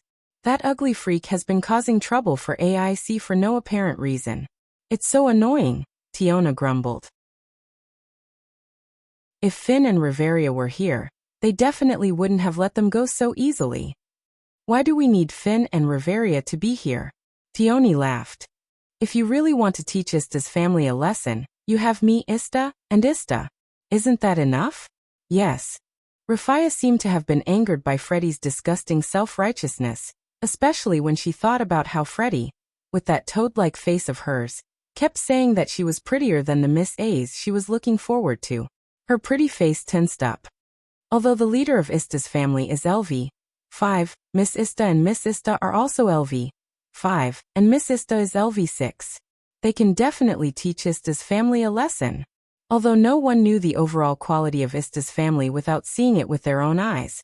But in the group of combat whores just now, except for Ista, the rest of the combat whores were only LV 3. There was no need for 2 LV 5 level 1 adventurers to deal with an opponent of that level. Either Ista or Ista could deal with it. In that case, there was nothing to be afraid of at all. This was what Leafia wanted to express. In this regard, Bell just shrank his neck and didn't say a word. Because there was a clear gap in the level of the conversation. A LV 5 adventurer can take care of a group of LV 3 battle whores? That was true. However, in the same way, a LV-3 combat whore could deal with Belle, who was LV-1 easily. Therefore, Belle couldn't interrupt at all, and could only shrink his neck and listen. Lily, on the other hand, frowned slightly and said, "Don't worry." But why did the leader of Ista's family suddenly become strong? Lily pointed out the most crucial question. At that moment, everyone, including AIC who had been silent, cast their eyes on Noah. Under everyone's gaze, Noah couldn't help but recall the Vulpera girl who was put into an iron box by Ista's family. So Noah said so. There's no doubt that Ista's family should be like me. They must have mastered some means to increase their strength in a short time. Otherwise, with the strength of that arrogant toad girl, it's impossible to win against AIC. Noah looked around at the group of girls. The question is, what does that mean? Everyone suddenly became silent. Only Tjorn suddenly tapped his palm. Now that you mention it, I suddenly thought of something. Everyone's gazes immediately gathered on Tyogni. Hey, AIC Leafia, do you remember there was such a rumor before? Ista said so. Ista's family is actually hiding their strength. Hiding their strength? Belle and Lily were slightly startled. Hiding their strength? Noah's attention was also attracted.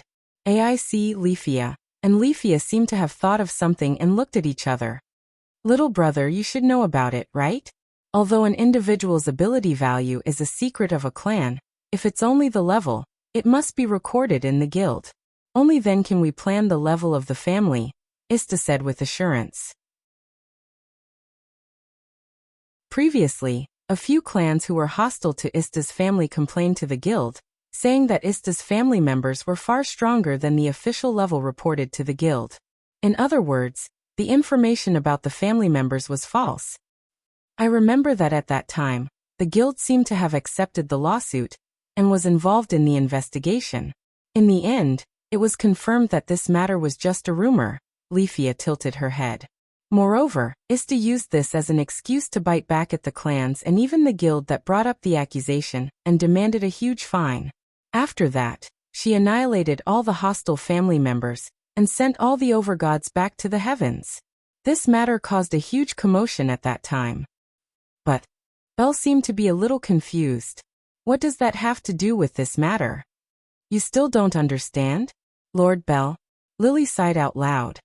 If Ista's family members have mysterious means to increase the power of their members, then this explanation makes perfect sense. Ista's family members did not hide the level of their family members, and did not lie about the information of their family members.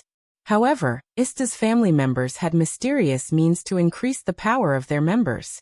During battle, they could display greater power than their actual level, which was why it gave others the impression that they were lying about the information. Thinking of this, everyone felt that this explanation was very reasonable. It's one thing for Master Noah to have such a method, but even the other spawn tribes have similar methods? Lily asked in a disappointed manner. Could it be that it's so easy to change levels? The girls of Loki's family laughed bitterly. Of course, that was impossible. Otherwise, there was no need to be so surprised.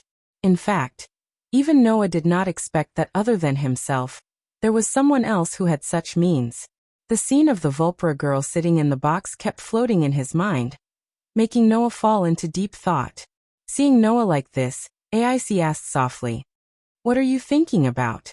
Hearing this, Noah suddenly smiled and said such a sentence that stunned everyone. "I'm thinking if I should really find time to go to Happy Street."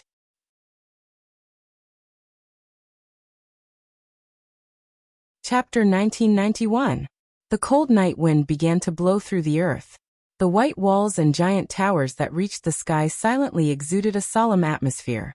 In the night, countless magic stone lamps illuminated the streets like stars, making the entire labyrinth city Aurali as lively and noisy as ever. In a corner of the bustling labyrinth city, there was a street with a somewhat different atmosphere from the rest of the place. This street was lively as well. However, the liveliness had a kind of atmosphere that made people feel hot all over.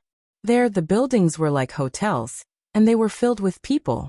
There, the color of the magic stone lamps were very ambiguous peach-colored, making people's emotions involuntarily rise.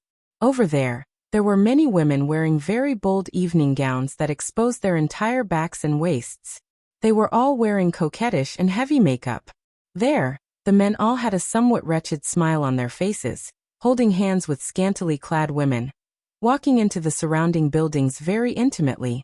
Under such circumstances, the whole street was filled with a charming atmosphere. People would unknowingly be led by the nose by the atmosphere, walking towards a depraved but unforgettable road. Here was Happy Street. Almost all the buildings here were brothels. Almost all the women here were prostitutes. The men were here to flirt with women. The women were here to compete with one another in terms of beauty. There was no doubt that this was a place where decent people would never come. However, this was the territory of Ista's clan. The base camp of Ista's clan was in the deepest part of Happy Street. It was a magnificent and beautiful palace. At this moment, on the top floor of the magnificent and beautiful palace, outside an open-air balcony, there was a figure. It was not an exaggeration to say that she was a woman with 1,000 charms. The woman had a gorgeous crown-like crown, and her body was also full of jewelry. She looked like a noble woman, giving people a feeling that she was born in a very luxurious family. However, this mature woman only wore a belt that could not be called clothes at all, a waistcloth and a thin cloth belt that covered her full upper body. The amount of skin exposed to the air was shocking. Her figure was slender, and the curves of her body were perfect to the extreme. Her appearance was outstanding, and could be called as beautiful as a fairy. His brown skin had an indescribable wildness. There was a choking sweet perfume lingering on her body. This person was the master god of Ista's clan, the leader of the Happy Street, the goddess of beauty Ista. However, this beautiful goddess kept looking at the direction of the Tower of Babel. Her eyes were filled with dark emotions that even mortals could not understand. That emotion was called jealousy. What right do you have to be so high and mighty while I have to be looked down upon by you in such a small corner? Ista stared at the top of the towering Tower of Babel with her sharp eyes. The words she uttered were filled with heart-palpitating hatred. In what way am I inferior to you? Undoubtedly they were both beauties, but Freya was much more famous than Ista. Undoubtedly, they were both charming, but no one thought that Ista was prettier than Freya. In addition, Freya's clan was much stronger than Ista's clan. All these advantages made Ista's heart filled with unparalleled jealousy and hatred. Sooner or later, I will drag you down from there. After leaving this sentence, Ista withdrew her gaze. She raised the pipe in her hand, took a puff, and then exhaled a thick cloud of smoke.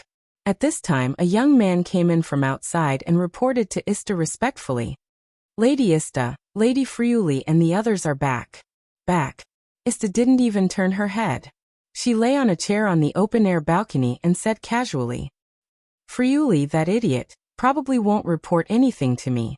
So let Aisha come over. Yes. The young man retreated. Not long after, Aisha walked into the open-air balcony with her slender and tall legs. She didn't lose her elegance and didn't care about trifles. As soon as she came in, Aisha said directly, We failed. Really?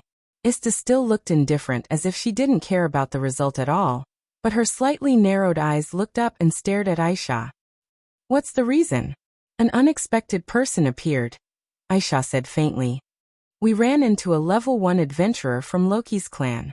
A level 1 adventurer from Loki's clan. Ista raised her eyebrows and almost immediately understood. Could it be the swordswoman? Yes, Aisha replied concisely.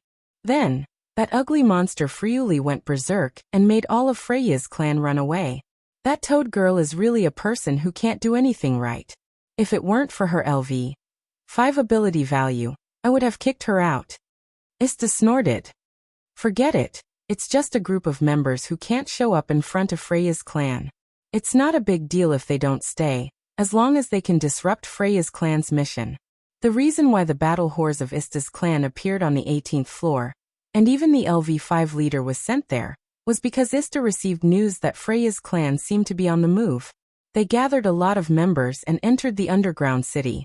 Although she didn't know the purpose of Freya's clan, since they gathered a lot of members, and almost all of them were adventurers above LV3, it was definitely not a simple mission. When she heard this news, Ista didn't hesitate to send out the elites of her clan. Her purpose was to disrupt Freya's clan's mission and make them go for wool, but come home shorn. In order to suppress Freya, Ista really put in a lot of effort. Don't worry about the trash of Freya's clan. Ista concluded with this sentence and then changed the topic.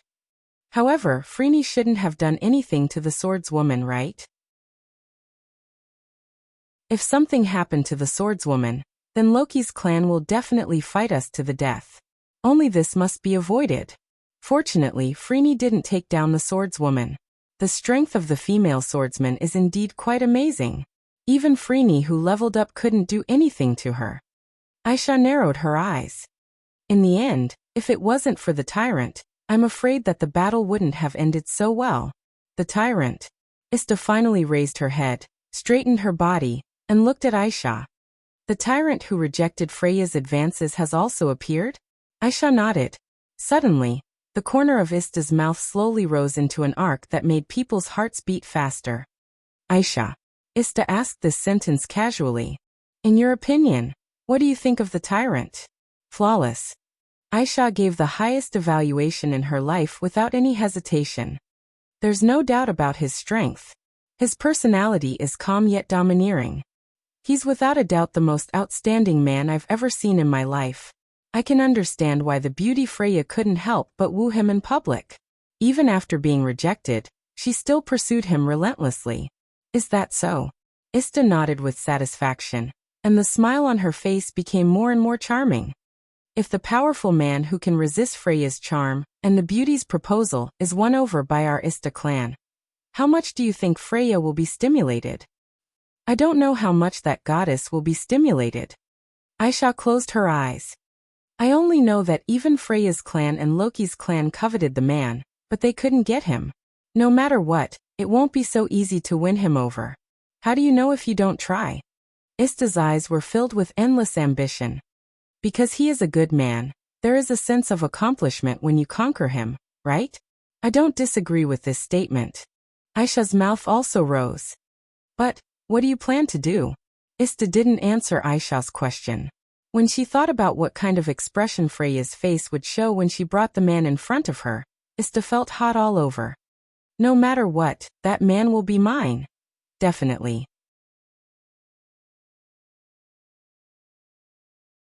Chapter 1992.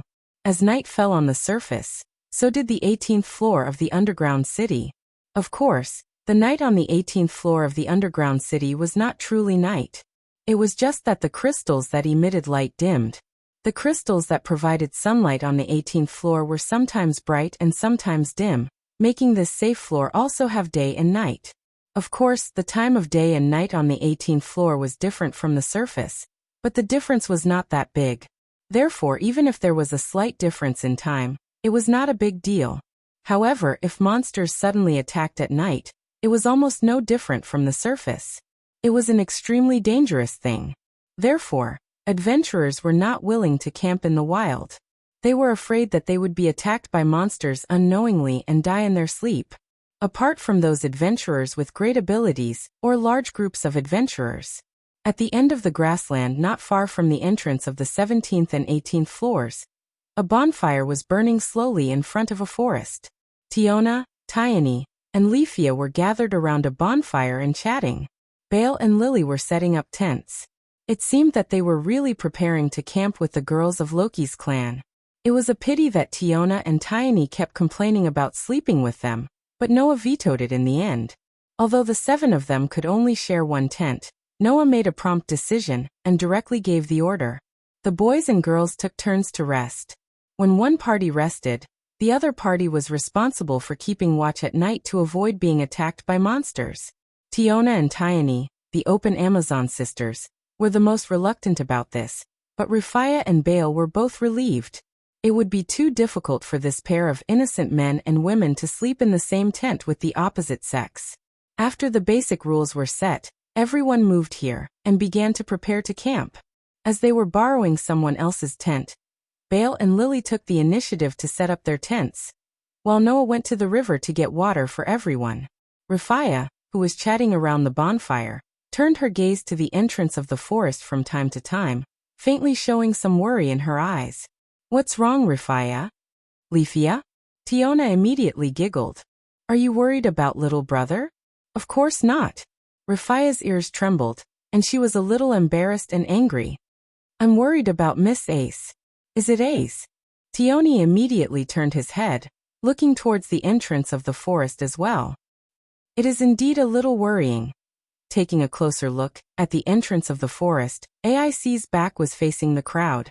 Her head was raised, and she was looking at the dark forest. Her beautiful blonde hair swayed in the wind. It was as beautiful as a painting, attracting Bale's attention and peeking at her many times. Those who didn't know better would think that AIC was in a daze. However, the young ladies of the Loki clan who knew AIC well understood that she was in low spirits. It must be because of that toad girl, Tiona said hatefully. After the fight with that toad girl, AIC has been like this, listless. That's not surprising. Tiorn sighed. AIC has always been pursuing strength. It was not easy for her to rise to LV6, but she couldn't even win against a LV5. Even if the other party used some means to increase her strength, she should still feel resentful, right? Miss Ace shouldn't be so stubborn, right? Rifaya seemed to be really worried. Why don't we go and comfort Miss Ace? Comfort? Tiona was a little distressed. But I'm not good at comforting people. It would be good if Riveria was here. Tioni shrugged. Although Riveria is not very good at comforting people, at least when facing Riveria, AIC can't help but open up and talk to her. Then what should we do? Rifaya began to feel anxious. I can't just leave Miss Ace like that. Tiona and Tioni both nodded. They also couldn't just leave AIC alone. Just when the three clumsy little girls didn't know what to do, a voice barged in. What can't be left alone? Hearing this voice, the young ladies were startled at first, then they all turned their heads and looked towards the source of the voice. Noah, who was holding a wooden cup filled with water, was walking over slowly with a puzzled look on his face.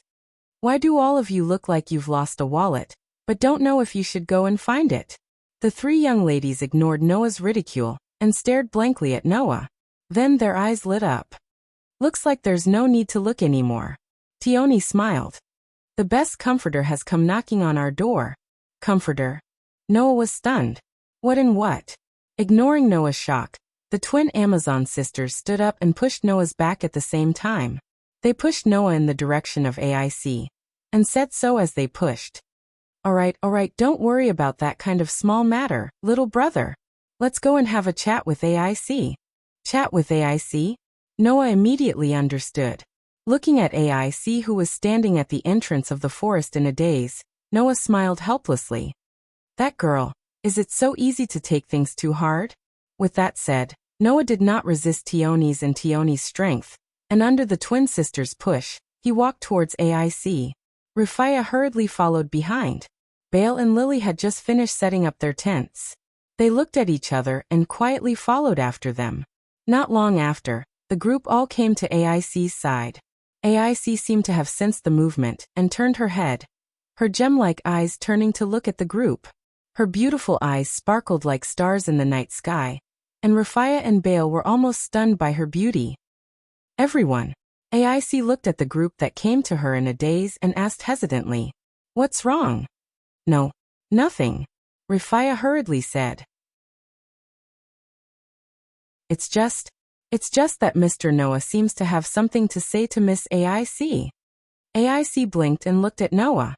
Under AIC's gaze, Noah was speechless. Do your best, Tioni muttered softly behind Noah's back, causing Noah to almost lose his temper. Noah sighed and looked at AIC. Are you still thinking about what happened during the day? Under Noah's gaze, AIC lowered her head and muttered softly like a child who had done something wrong. I'm just thinking about what that power is. Of course, she was not referring to Frey's power, but the mysterious method that allowed Frey's strength to increase greatly.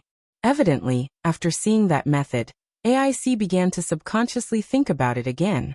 She wondered if she could also increase her strength like that. Actually, I don't really understand. Noah looked straight at AIC. Why are you so obsessed with increasing your strength? AIC fell silent. It wasn't just AIC. Even Tioni, and Rafia fell silent, causing Belle and Lily to be confused. That was what Tiona had said. Actually, I've always had this thought. Tioni seemed to want to say it out loud. AIC. Why do you only want to become stronger? Tioni and Rafia looked at AIC, as if they were also curious about this question. It seemed that even among Loki's family, not many knew why AIC was so obsessed with obtaining power. It was possible that no one knew the reason. AIC lowered her head as if she wanted to avoid everyone's gaze. After a while, she lowered her head and said, I just want to become stronger. This reason was as good as not saying anything, because if she really wanted to become stronger, she wouldn't have displayed this level of obsession. There must be some secret in AIC's heart. It was this secret that made this young lady pursue power. Tioni, and Rafia felt extremely complicated when they thought about the secret in AIC's heart that drove her to pursue power that they didn't know about. Noah also fell silent for a while. After a while, he lifted his head and said plainly, Do you know about fairies? When these words came out of Noah's mouth, AIC's expression changed for the first time.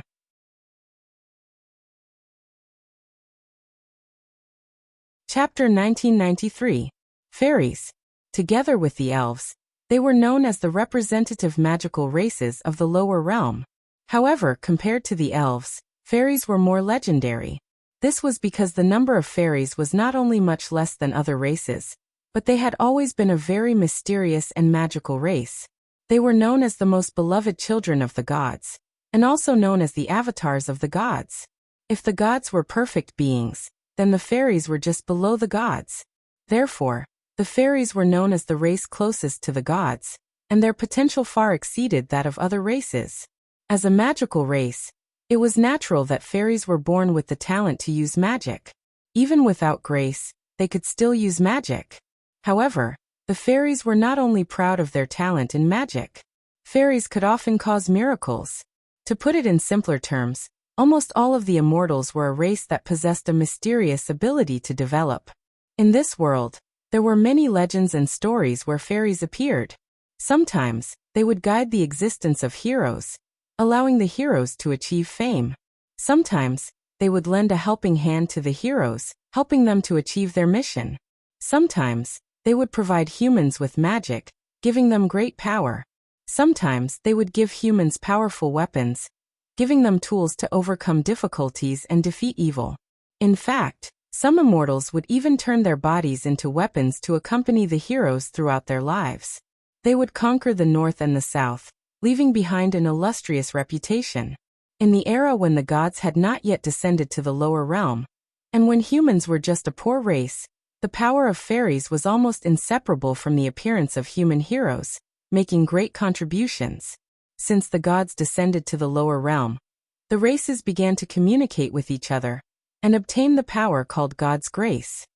The miracles caused by the fairies, who were once known as legends, were gradually replaced by ability points.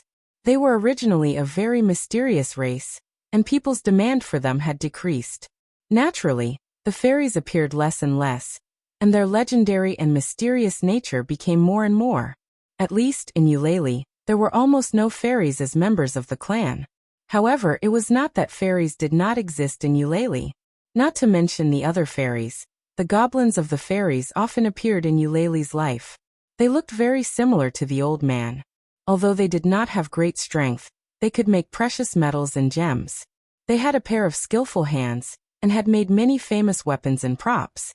As for the immortal spirits other than goblins, such as fire spirits, water spirits, wind spirits, thunder spirits, light spirits, and so on, they had almost become legends and were rarely seen. Therefore, to people, immortals were still a very legendary race. However, for Noah, who had been to the world of the elven messenger's sword dance, fairies were not mysterious existences. This was because the immortal spirits of this world and the elves of that world were very similar in nature. It could be seen from the name. Earth spirit, water spirit, wind spirit, fire spirit, light spirit, thunder spirit, etc. These immortals were just like the elves in the elemental spirit world. They could be said to be the embodiment of the elements. Otherwise, there wouldn't be examples of immortal spirits being able to transform themselves into weapons. Therefore, in this world, beings like Aster and Athena should be called fairies rather than fairies. Under such circumstances, Noah smiled faintly. Actually, I have formed a contract with a fairy. AIC's gem-like eyes immediately widened. Formed a contract with a fairy? Bale and Lily sucked in a breath of cold air.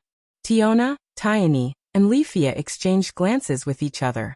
Then Leafia said weakly, the so-called contract is, you should have heard of it, right? Noah shrugged. A mysterious fairy was moved by a hero and decided to help the hero in battle. She transformed herself into a weapon and went through all difficulties for the hero. Isn't this a very common plot in stories? Noah raised one of his hands and stroked the elven mark on the back of his hand. Thus, I made a contract with such an immortal and made her my sword. The initial mark on the back of my hand is the proof of my contract with her. Hearing this, everyone turned to Noah's hand and looked at the elven mark on the back of Noah's hand. So, Leader has a fairy companion as a weapon? Bale looked at Noah with admiration. Indeed, Leader is an amazing hero. Is that so? Noah said indifferently. But if you know the reason why I formed a contract with Aster with a fairy, then perhaps you won't think so. Everyone was stunned. Noah did not care about the others. Instead, he looked straight at AIC and said something to her surprise. The reason I formed a contract with that fairy is very simple. It's not because I'm a hero, nor is it because she wants to help me. It's because I'm the only one who can withstand her curse. Curse? AIC was completely stunned. That's right, a curse. Noah laughed bitterly. In the past, the fairy that formed a contract with me had a contractor who lent his power to her and helped her save a continent. But because her power was too strong, a weak human had to pay a price if he wanted to use her power. The price was his life. Wah! Everyone almost exclaimed. However, Noah didn't mind it and continued speaking. And the fairy that formed a contract with me didn't know about this at the beginning. When her contractor lost his life because of her own curse, it was too late for regrets. So, she sealed herself in a sword and swore to never become someone's sword again. Noah said softly. The reason was because she didn't want her power to be used to harm others and cause them to lose their lives. At this moment, everyone present fell silent. Only Lily's expression changed slightly and she spoke anxiously. Then Sir Noah formed a contract with that fairy, doesn't that mean? Don't worry, I'm fine. I just said that I can withstand this curse. My body is born with a special constitution. No matter what kind of curse it is, it has no effect on me. Noah suddenly smiled. That's why I got the sword. Lily heaved a sigh of relief. As for the others, they couldn't help but sigh. This person in front of them really gave them one surprise after another. He had endless tricks up his sleeve. Even the fairy looked at him in a new light and became his weapon. That was a treatment that only legendary heroes had. Looking at the looks of admiration on everyone's faces, Noah shook his head. I'm not telling you this because I want to tell you how amazing I am. Noah turned his gaze back to Ace. I want to tell you that there's nothing wrong with pursuing power, but having too much power may not be a good thing. Ace's eyes flickered fiercely. Not only my lovely contractor, but I'm also touched. Noah said very calmly. After all, I had the same problem when I was young. I had too much power, but I didn't have the ability to control it. As a result, it caused me to go berserk many times and brought a lot of trouble to the people around me. If it wasn't because the person who picked me up was a great expert, I think I would have killed the people around me with my own hands. Everyone didn't know what to say, but Ace noticed a detail in Noah's words. Picked up. Ace said, half surprised and half hesitant. Then you. Yes, Noah said helplessly. I have no parents, so I should be considered an orphan, right? Ace immediately shut her mouth. You're digressing. Noah laughed.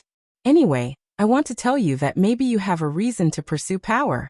That's not wrong, but if you're too stubborn, you may not be able to achieve the result you want. Noah enunciated each and every word. What you need to strengthen is your heart, then your power. Don't get the order wrong. Ace fell into deep thought. The surroundings gradually returned to silence. An indescribable atmosphere filled the air, and didn't calm down for a long time.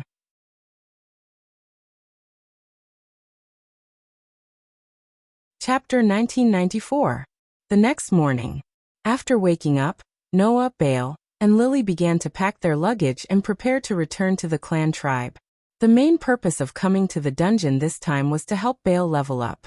The middle level was originally an area that only LV2 was allowed to explore, and with the record of clearing all the way from the 13th floor to the 17th floor yesterday, Bale, who was only LV1, should have accumulated a considerable amount of experience points, enough to be used to level up to LV2.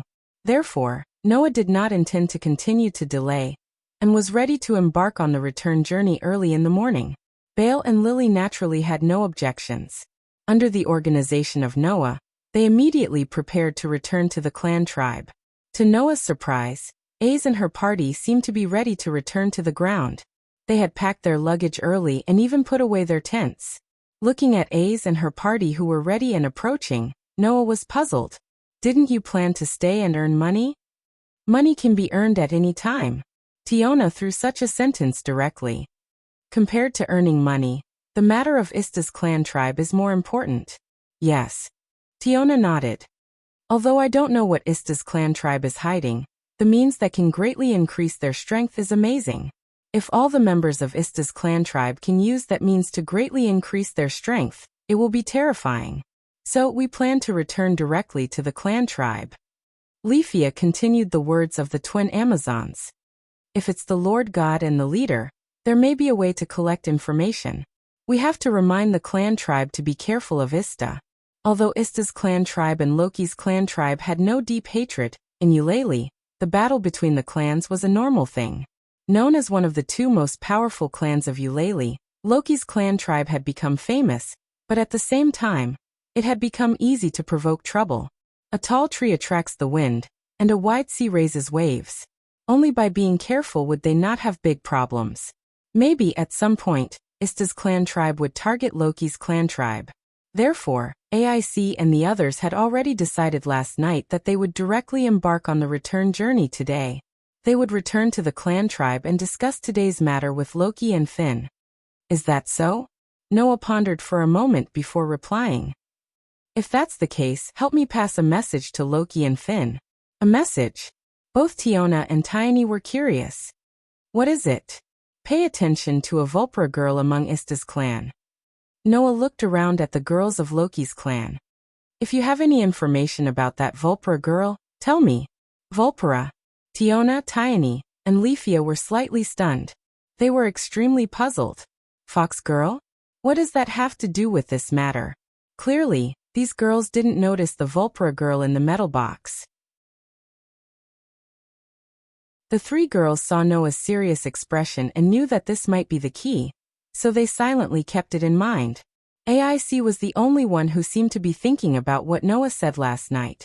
She seemed to be in a daze, and no one knew what she was thinking about. Noah didn't say anything else, and set off on the return journey with his companions, and the girls of Loki's clan tribe. When the party came out of the passage and arrived at the main room on the 17th floor, Bale, who had drawn his dagger from his waist, seemed to have suddenly thought of something. He stole a glance at Noah from the corner of his eye, as if he wanted to say something but didn't dare. Noah didn't know whether to laugh or cry. If you want to say something, just say it. What are you trying to do by keeping me in suspense? No, I'm not keeping you in suspense. Bale hurriedly shook his head, and then scratched his head in embarrassment. I just wanted to say that since you have a weapon made of immortal essence, leader, why don't you use it here? His words made all the girls' eyes light up, and they all looked at Noah. AIC, who had been thinking about something, also turned her gem-like eyes to Noah. Obviously, everyone was curious about the weapon that was only limited to the legendary immortal spirit. Noah didn't mind letting them see the power of the Demon Slayer and Heavenly Sword. It's a pity that there aren't any suitable opponents. Even if I show you, you won't be able to see its true power. Noah pursed his lips. If that's the case, I might as well not see it. With that, Noah took the lead and walked forward. Although everyone was a little disappointed, they had to admit that on floors above the 18th floor, including the floor master, There wasn't a single opponent that could make Noah use a weapon made of immortal essence.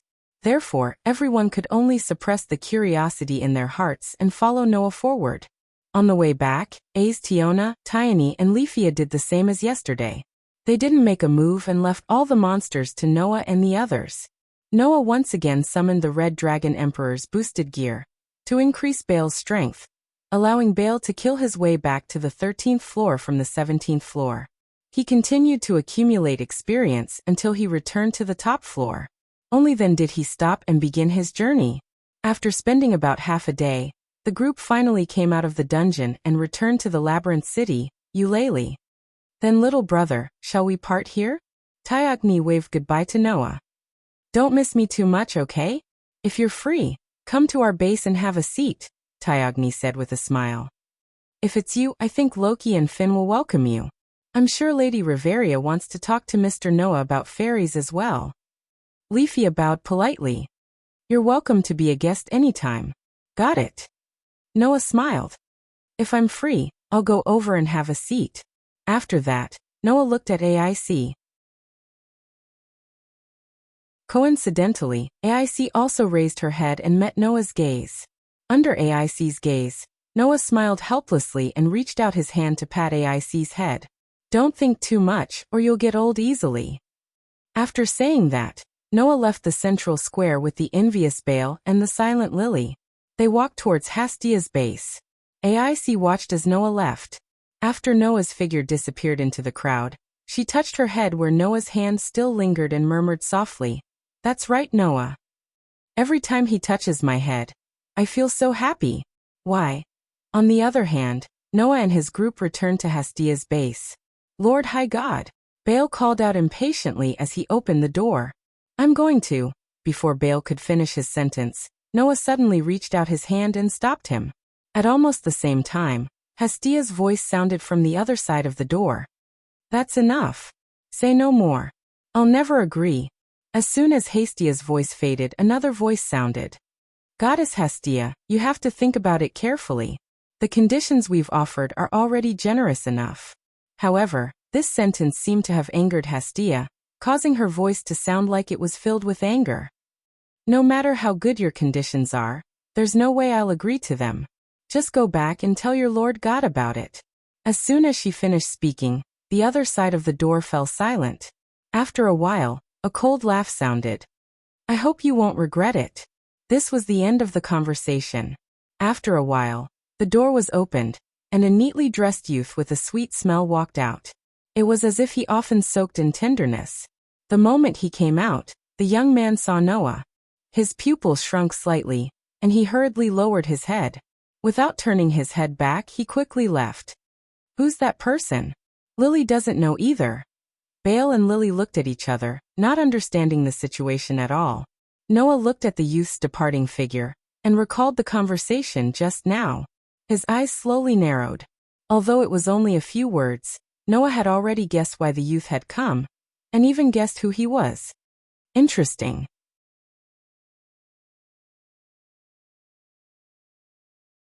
Chapter 1995. After this brief interlude, Noah, Belle, and Lily entered the house and immediately saw Hastia sitting on the sofa with an angry look on her face. Mistress Hastia? Lily asked in a strange voice. What's wrong? What's with that expression? Only then did Hastia notice Noah and his companions.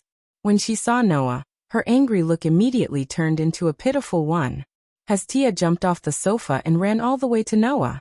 She hugged him tightly. Ha ha. Ha ha. Ha ha ha. Ha ha. Ha ha. Ha ha. Belle and Lily were both startled by his bold manner. As for Noah, he felt helpless. How many times have I told you not to hug me? Noah patted Hastia's head. But I won't knock your head today. Hearing this, Hastia raised her head and stared straight at Noah. You know everything? I should say that I guessed it. Noah shrugged, pushed Hastia's petite but plump body away, sat on the sofa, and said in a very indifferent tone. Isn't it just people from other clans coming to poach? Poach. Lily blinked her eyes. Then she came to a realization. Could it be that person just now? That's right. Hastia yelled angrily. That's nothing. What do you mean by, as long as you hand that person over to us. Are they selling the children of the clan tribe as commodities? Bell didn't seem to have realized what was going on as he mumbled in a submissive manner. In other words, that person just now was sent by another clan tribe to poach our people? That's right. Lily felt that it was only natural. But it's not strange. With Lord Noah's excellence, even Freya's clan tribe and Loki's clan tribe have always wanted to be part of him. If Orly's two strongest clans are like this, then the rest of the clans will definitely do the same. So, Belle began to understand. Lord Goddess is so angry because the other clans are trying to poach our leader? If it's just poaching, then there's no need to be so angry. After all, with Noah's ability, this kind of thing will happen sooner or later. I'm angry because of their attitude. Hestia's brows furrowed. The members of the clan tribe can be said to be the children of the Lord God. It would be fine if they were just poaching, but they actually said something like, if you give them to us, we can exchange them with 10 high-level members. They are exchanging the children of the clan tribe like goods. This is so infuriating. Wah, there's such a thing? Belle was stunned. That's not strange. In the eyes of most gods, the members of the clan tribe are just tools to ensure their status and wealth. There are only a few overgods who would treat their clan members as real family and love them, right? Lily's tone became heavy. Noah pondered for a moment, and suddenly said, that person just now was sent by Isda's clan tribe, right? Hestia was stunned and exclaimed in surprise. How did you know? Noah didn't answer. Instead, he looked at the street outside the door, as if he was looking in the direction that the poacher had left. I haven't even gone to them and they've already come. Belle and Lily also furrowed their brows, looking thoughtful. Hestia asked uncertainly when she saw the reaction of the 3 clan members. Could it be that something happened between you and Isda's clan tribe? You can say that. Noah nodded, but he didn't explain. Instead, he said so. I'll tell you about it later. Now, let's talk about Belle's level up. Belle? Level up? Hestia seemed to be unable to put the 2 words together, and couldn't react for a while. Belle's eyes lit up and he looked at Hestia with a hopeful expression. Isda's clan tribe and level up again. I'm really starting to wonder what kind of ridiculous things you've done in the dungeon. Hestia glared at Noah, Belle, and Lily with hatred in her eyes. Remember to tell me everything later. Don't hide anything. Yes. Noah, Belle, and Lily responded helplessly. On the sofa in the living room, Belle was half naked and sitting cross-legged. The ability value on his back was emitting a faint light that slightly illuminated the surroundings. Hestia, who was sitting behind Belle, looked at the new ability value in front of her, and the corners of her mouth twitched. After a while, Hestia silently recorded the new ability value onto a piece of parchment paper. Then she silently placed the parchment paper on the table, attracting the attention of the 3 people present. Belle Crone LV, 1 power. B737 S937 durability. C677 S925 dexterity. B749 S967 agility. A817 S999 magic power. C611 S911 magic flame lightning. Quick attack magic. Skills. Hero's Wish active action. Have accumulated power. All ability level S? Lily widened her cute eyes, and her mouth formed an O shape. No level up? Belle, on the other hand, lowered his head in disappointment, looking very dejected. Noah furrowed his brows and looked at Hestia, who had remained silent. What's wrong? Is Belle's EXP not enough to level up? It's enough, Hestia said grumpily. Not only is it enough, but there's still some left. I'm just extracting the remaining EXP to increase Belle's ability value. This is the most beneficial for Belle. After hearing Hestia's words, Noah and Lily understood. Except for Belle, who didn't know much about leveling up, both of them were confused. Although as long as one's ability value reached D stage, it didn't mean that the faster one leveled up, the better it would be. After all, after gaining enough achievements and leveling up, the basic ability value of the previous level would be reduced to 0. However, those basic abilities wouldn't disappear directly. Instead, they would be kept as hidden abilities. The higher the basic ability value before leveling up, the the stronger the strength after leveling up. For example, when an adventurer was at LV 1, his strength was at level A, his strength was set at 10, and he could get an increase of 50 by leveling up. Then when the adventurer leveled up to LV2, his strength would be 10 plus 50, and the total would be 60. When an adventurer was at LV1, his all-ability value was S stage, and his strength was set at 20.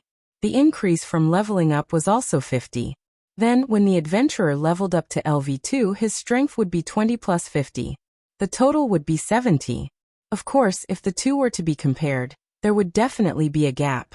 Therefore, the extra EXP would be extracted first to help Bell increase his all-ability value to S stage, and then help him level up.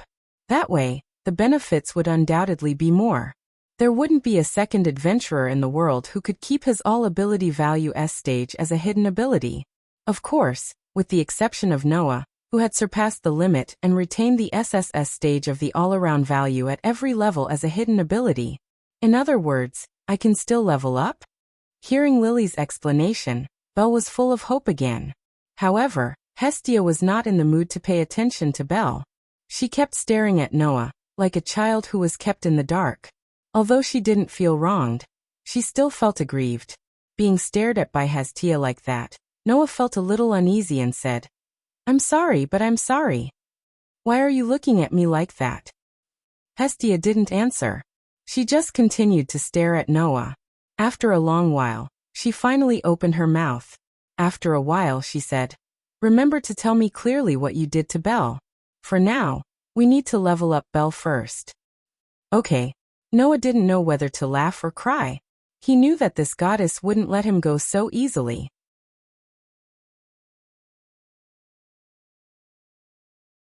Chapter 1996. In fact, the reason why Hestia didn't immediately help Bale to level up was not only because it was more beneficial, but also because she needed to discuss with the person involved about how to choose the development ability. After leveling up to LV2, Bale could also begin to have the ability to develop. Just like Noah back then, Bale had accumulated enough EXP and had several options to develop his abilities. In such a case, Hestia naturally had to discuss with the person involved first and let Bale pick out the development ability he liked. Because of this, Hestia didn't immediately help Bale to level up, but temporarily delayed it. Finally, after some discussion, Bale's development ability was chosen. Luck. That was Bale's final choice.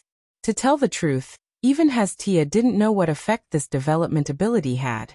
The reason was very simple. Hestia had never heard of such a development ability before. In other words, this was a newly discovered development ability. In terms of rarity, it was probably higher than Mystery, which was regarded as a treasure by everyone. However, the effect of this development ability could only be determined after Bale, who was the first to have this development ability, explored it himself. Hestia just gave a guess. Perhaps the effect of this development ability called Luck is similar to Noah's skill. Shelter from the world. That was the skill that Noah had when he still had the ability value. The effect of this skill was very simple, which was to infinitely increase Noah's luck. Bale's luck might be the same as Shelter from the world, which was a development ability related to luck. However, Bale's luck certainly couldn't be compared with Shelter from the world at present. After all, Bale's luck was only at the lowest level I stage. Even if it could increase his luck, it would be quite limited. After deciding on the development ability, Bale finally officially leveled up and became a LV2 adventurer. This wasn't just a difference in level, but also the difference between a high-level adventurer and a low-level adventurer. After leveling up to LV2, it meant that Bale finally got rid of his identity as a rookie and stood out from more than half of the LV1 adventurers, becoming a high-level adventurer. In this way, Bale not only obtained the qualifications to enter the middle class, but also the qualifications to obtain a title. In the future, he could walk on the streets with his head held high. After leveling up, Hestia began to interrogate Noah about what he had done with Bale, and how he had gotten involved with Ista's clan. After knowing the whole story, Hestia looked at Noah as if she was looking at a freak and fell into deep thought. The reason why he looked at Noah like he was a freak was naturally because of the existence of the Red Dragon Emperor's boosted gear. As for contemplation, it was a mysterious method to increase the power of Ista's minions. When Noah asked Hestia if there was a Vulpera girl in Ista's clan, Hestia's answer was as follows. Never heard of it. Yes. Never heard of it. That was why even Hestia didn't know who the fox girl was. While Hestia was deep in thought, Noah suddenly opened his mouth and said something that made Hestia explode with rage. I want to go to Happy Street. At the same time, in the base camp of Loki's clan, a group of high-level adventurers gathered in the lounge. Ace, Tiona, Tyene, and Leafia told everyone what happened in the underground city, making everyone look at each other. Ista, that slut, really hid something. Loki said in an extremely unhappy tone. Last time, I heard that several spawn tribes jointly sued Ista's spawn tribe, saying that they gave false information about their spawn tribe, only to be bitten by them in the end. I knew that this matter was definitely not that simple. This Ista's clan is really good at hiding. No, it should be said that they are very good at deceiving people. Finn stroked his chin and said, exposing the levels of all the members of the guild, but hiding a mysterious method of leveling up that can overturn the level gap. If all the members of Ista's clan can really level up using this method, then it doesn't matter whether or not there is any hidden ability value information. Yes. Riveria's expression was extremely serious. Even if all the information about ability value is exposed, it doesn't matter. After all, they can increase their power when they want to. Even if the ability value before it is increased is exposed, there is no harm in it. In fact, it can deceive the enemy. But it shouldn't be to the point where they can increase their power whenever they want, right? Gareth expressed his opinion. To be honest, even if a method to increase one's ability value to the point where it can overturn the level difference exists, I don't think it is something that can be used casually. There must be some restrictions, right? Bert pursed his lips with a look of disdain. If they really think that other people's ability value is so easy to steal, then Ista's clan wouldn't have been hiding it all this time. They would have used it against Freya's clan long ago. Everyone nodded one after another. With Ista's enmity towards Freya, if that mysterious method really had no restrictions, then that beauty would have attacked Freya's clan long ago instead of waiting until now. The reason why she didn't do so was definitely because that method had some restrictions. Even a godly tool like the Red Dragon Emperor's boosted gear, although it could increase the user's strength almost infinitely, had a time limit. It was impossible to maintain the boosted strength forever. Moreover, the strength of the user also determined the number of times the boosted strength could be increased. It was not true that the boosted strength could be increased infinitely. Therefore, the mysterious method that Ista's clan used to increase the power of their members must have some restrictions to some extent. By the way, Loki, little brother also asked me to pass a message to you. Tiona suddenly raised her hand. He asked me to tell you to pay attention to a Vulpera girl in Ista's clan. A Vulpera girl? Loki was slightly startled, his pair of eyes flashing with some light. Could it be that the mysterious method that Ista's clan uses to increase the power of their members is related to that Vulpera girl? Since it's that person's words, then it's highly credible. Finn nodded thoughtfully, then looked at Riveria and Gareth. No matter what, since Noah mentioned it, then we might as well collect some information in this area. I think so too. Riveria nodded. That person definitely wouldn't speak without thinking. A Vulpera girl in Ista's clan, right? Gareth was even more direct. I'll instruct my subordinates to collect information. The countermeasure against Ista's clan was established here. Leafia hurriedly poured tea into the teacups in front of everyone, bringing the meeting to an end. While the others were drinking tea, Tiona inadvertently looked in A's direction. As A's had always been taciturn, everyone didn't notice A's behavior. They saw A's, who was sitting at the side, staring blankly out of the window. This wasn't anything strange. Usually, when A's had nothing to do, she would also be in a daze like this. But this time, Tiona saw a trace of confusion in A's eyes. Tyogni spoke almost instinctively. Ace. What's wrong? That one sentence made everyone stop what they were doing and look at AIC one after another. Riveria, in particular, seemed to be able to see through AIC's heart and directly said this sentence. Is there something on your mind? Riveria. A shifted her gaze to Riveria, hesitated for a moment, and said so. I feel like I'm a little strange. You feel like you're a little strange. Everyone was stunned. What kind of feeling is that? Tiona was puzzled. Do you still feel that way? Yes. Compared to her usual tone, AIC's tone had started to fluctuate a little. I don't know why, but whenever I think of someone, I have a very strange feeling. As soon as A's words fell, the entire lounge fell into a dead silence.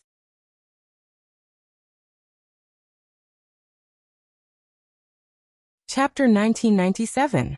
At this moment, the upper echelons of the Loki clan were all silent. They looked at each other, and the expressions on their faces were indescribable. It was very interesting.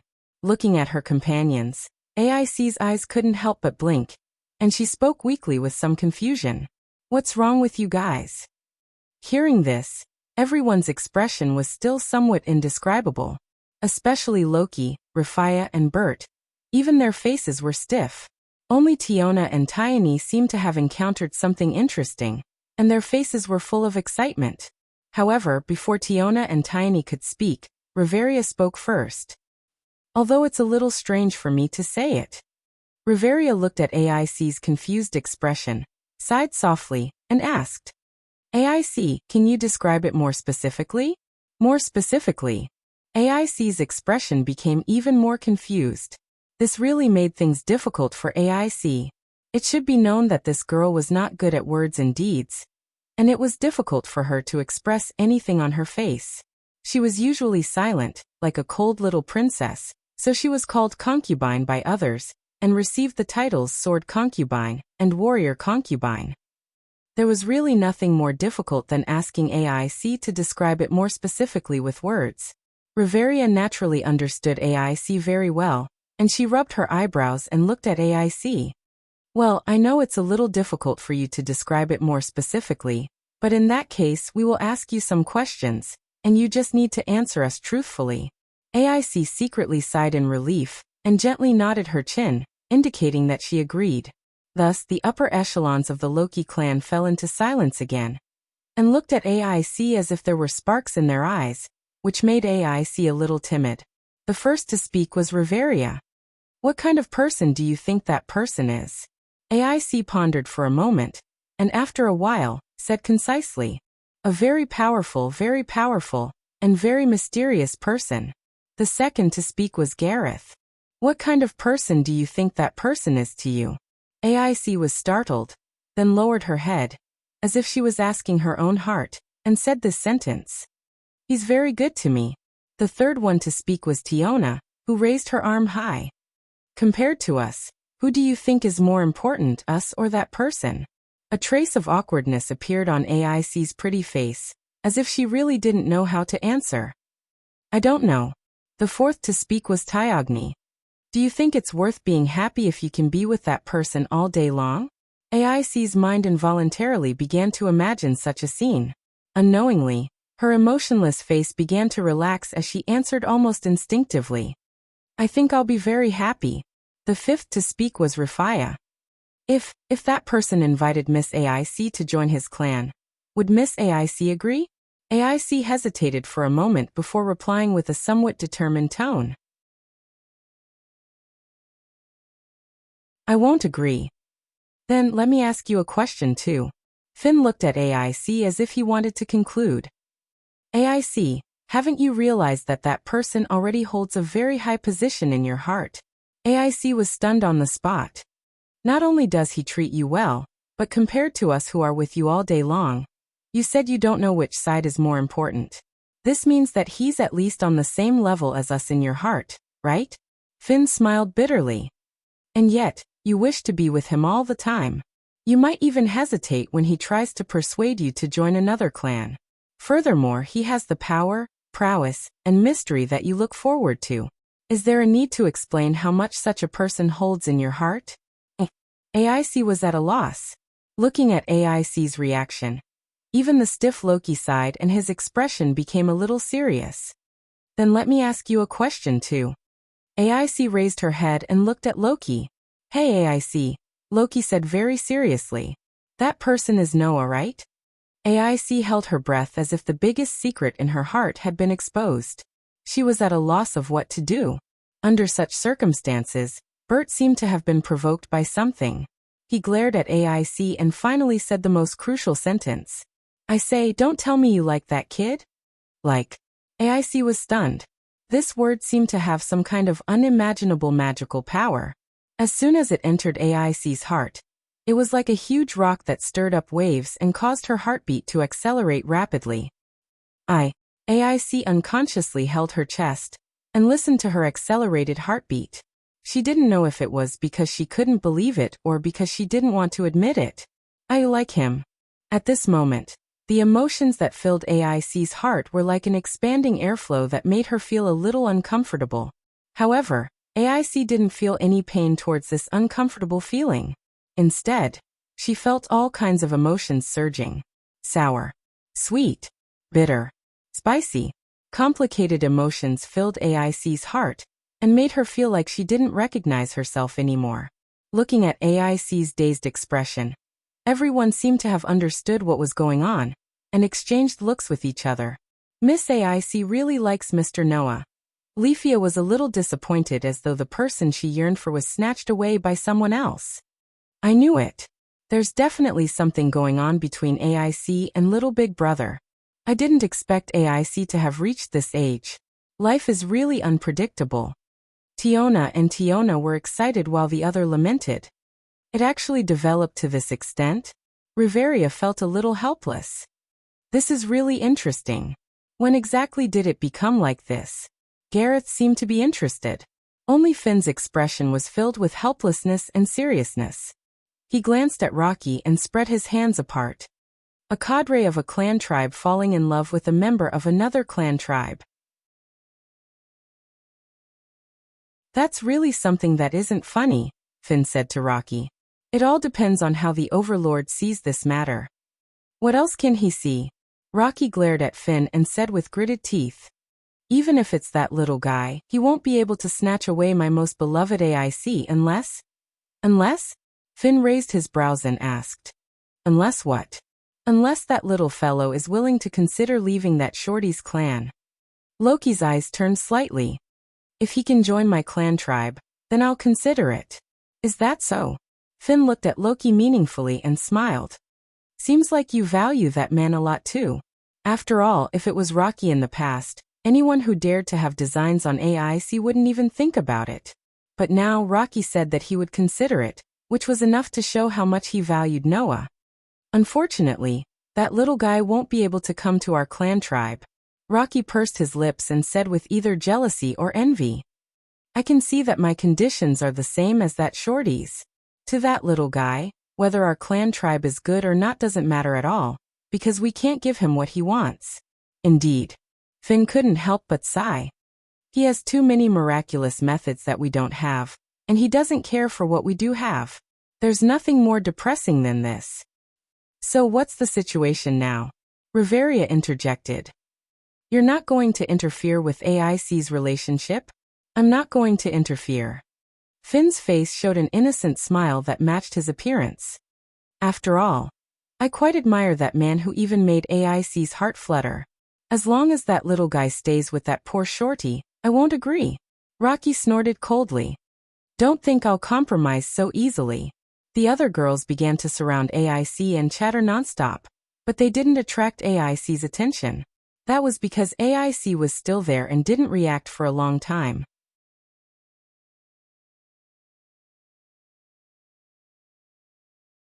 Chapter 1998. When people were focused on something, time always passed very quickly. Not long after, the curtain of night fell on Eulalia. Eulalia was once again a city lit up by magic stone lamps. The unique hustle and bustle of the labyrinth city reappeared. Noah's figure slowly appeared at the corner of the southeast street of Eulalia. Noah looked at the street illuminated by peach-colored lights.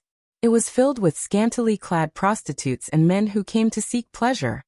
He touched the money pouch in his arms and couldn't help but laugh. Perhaps I'm the only one who can apply for funding from the clan tribe when coming to Happy Street to have fun. During the day, when Noah said that he wanted to visit Pleasure Street, Hestia went berserk as expected. Unfortunately, the young goddess rampage came and went quickly. To be more precise, it should be said that they were suppressed very quickly. Noah didn't give Hestia a chance to go berserk as he directly knocked her on the head. After that, he calmly told Hestia that he just wanted to explore the situation and see if he could find any clues. Noah was quite curious about the mysterious method that the Vulpera girl used to increase her power. Moreover, after what happened in the dungeon, Noah felt that he had to make a trip here. After all, apart from being curious about the Vulpera girl, Noah was also curious about another matter. After explaining the whole situation to Hestia, although she didn't go berserk again, she still couldn't agree to it. As a virgin goddess, how could I agree to let my child wander around? It wasn't unreasonable for Hestia to make such a ruckus. However, there was something wrong with what Hestia said later. What if you suddenly become interested in that kind of place? Wouldn't Hestia get her way? I definitely won't agree to it. In the end, in order to prove himself, Noah forcefully suppressed Hestia, and even brazenly took out the 280,000 Varus that Belle and Lily earned in one day. Gathering information about other clans is considered a clan activity. It's not too much to ask for funds, right? Noah took out the money under Belle's admiring gaze and Lily's twitching expression. 280,000 Varus. That should be enough, right? If Mira and Lisanna find out. At that thought, the smile on Noah's face gradually disappeared. He felt a little guilty. I'm not really here to flirt. So Mira and Lisanna should forgive me, right? Noah muttered to himself. Then he laughed bitterly and patted his cheeks. Then he lifted his feet and walked into the hall. On the spacious street filled with prostitutes of all kinds of clothing, almost all the men were seduced into the surrounding buildings and began to squander. Not only was the atmosphere of Pleasure Street very different from other streets, even the style of the buildings was quite different. In this place, there were open-style Japanese houses, as well as stone mansions full of a heavy feeling. The architectural style seemed to encompass the entire world, occupied by brothels, showing a different exotic style. Walking on such a street with the laughter of women beside him, it was an atmosphere that could make any man unconsciously let go of their worries and immerse themselves in it. Noah didn't immerse himself in it. He just strolled along the street. In the end, it was the people around him who were surprised when they saw Noah. Isn't that the tyrant? He actually came to Pleasure Street? Under such discussions, the people around him showed all kinds of reactions. As expected, even if he's a tyrant, he's still a man. That's right. The men's faces showed a smile full of intimacy. I didn't expect that the tyrant would like to come here. If we go over now and take him to play around Pleasure Street as seniors, then maybe there's a way to get the tyrant to join our clan. One by one, the male gods who came to look for women began to have their own ideas. That's the tyrant? Very good. I like this kind of strong and handsome man. On the other hand, the prostitutes were like wolf dogs that had their eyes on meat buns. Their gazes on Noah were so scorching that they could burn one's skin. Under such circumstances, one by one, people with ulterior motives began to approach Noah. However, at this moment, Noah stopped in his tracks, lifted his head, and curled the corners of his lips into an imperceptible arc. Soon after, Noah slowly lifted his leg and stomped on the ground below his feet. Dong! Following a thunder-like explosion, a terrible impact fell heavily on the ground, causing the ground to suddenly shake. With Noah's foot as the center, the ground suddenly exploded. Cracks suddenly spread out, raising waves of broken stones and debris. In the blink of an eye, it became densely packed like a spider web. Whoa! Whoa! What? Amidst the exclamations, the people around couldn't help but start to sway under the tremors of the ground. They almost fell directly to the ground. When the commotion subsided, everyone stared dumbfoundedly at Noah, who had stomped on the ground. For a long time no one reacted. The whole place suddenly became quiet. Looking at the stunned men and women, Noah curled his lips and smiled. He took out a heavy money bag from his arms and threw it on the ground. The pouch full of gold coins fell to the ground, and the crisp sound echoed throughout the silent streets and alleys. Then Noah finally opened his mouth. I'm not interested in those ordinary women. If you want to satisfy me, at least give me a woman with some strength. Don't let me have my fill, and you'll be the first to collapse. As Noah declared, he looked around and pointed at the money bag on the ground. Whoever can satisfy my request and let me buy her for a night, this money will all be hers. With one sentence, the surrounding atmosphere completely changed. Damn. So domineering. This is the first time I've seen someone who came to have fun be so handsome to this extent. It's really unreasonable. I can't take it anymore. I'm going to become his fan. The men and the Prince Charming all shouted. As for the women who were prostitutes, their eyes almost flashed with love. As expected of the rumored tyrant. It's too wild. I like this kind of man. For the prostitutes, a man who was wild and generous was undoubtedly the best prey. Therefore, the surrounding prostitutes looked at Noah with eyes that were about to burn with fire. That was called scorching. After a while, one of the prostitutes seemed to be unable to hold back and stepped forward, in front of Noah. Then let me see if the rumored tyrant really has the ability to make us collapse before we've had our fill. The prostitute who was shouting like this did not even report her name, because the battle lasted for less than a second. Bang. Accompanied by a muffled sound, the scantily clad prostitute was sent flying. After rolling on the ground a few times, she immediately stopped moving. All right. Noah acted as if he did not see anything and said faintly, next.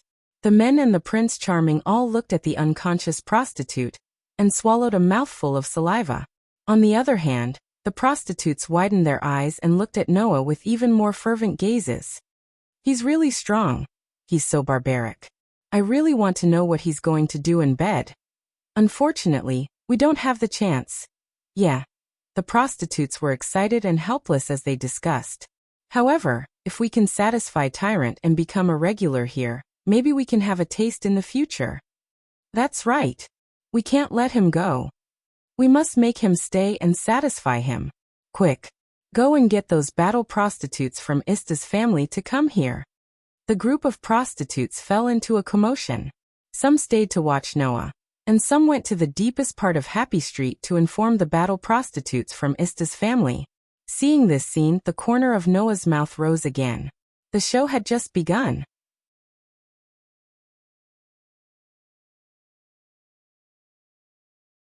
Chapter 1999.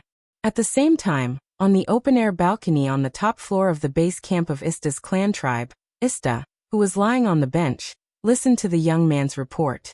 She raised her hand and took a puff of smoke from a pipe. As expected, she began to mutter to herself. Sure enough, he refused. But it makes sense. He's such an excellent child. Even the strongest clan has to treat him like a treasure.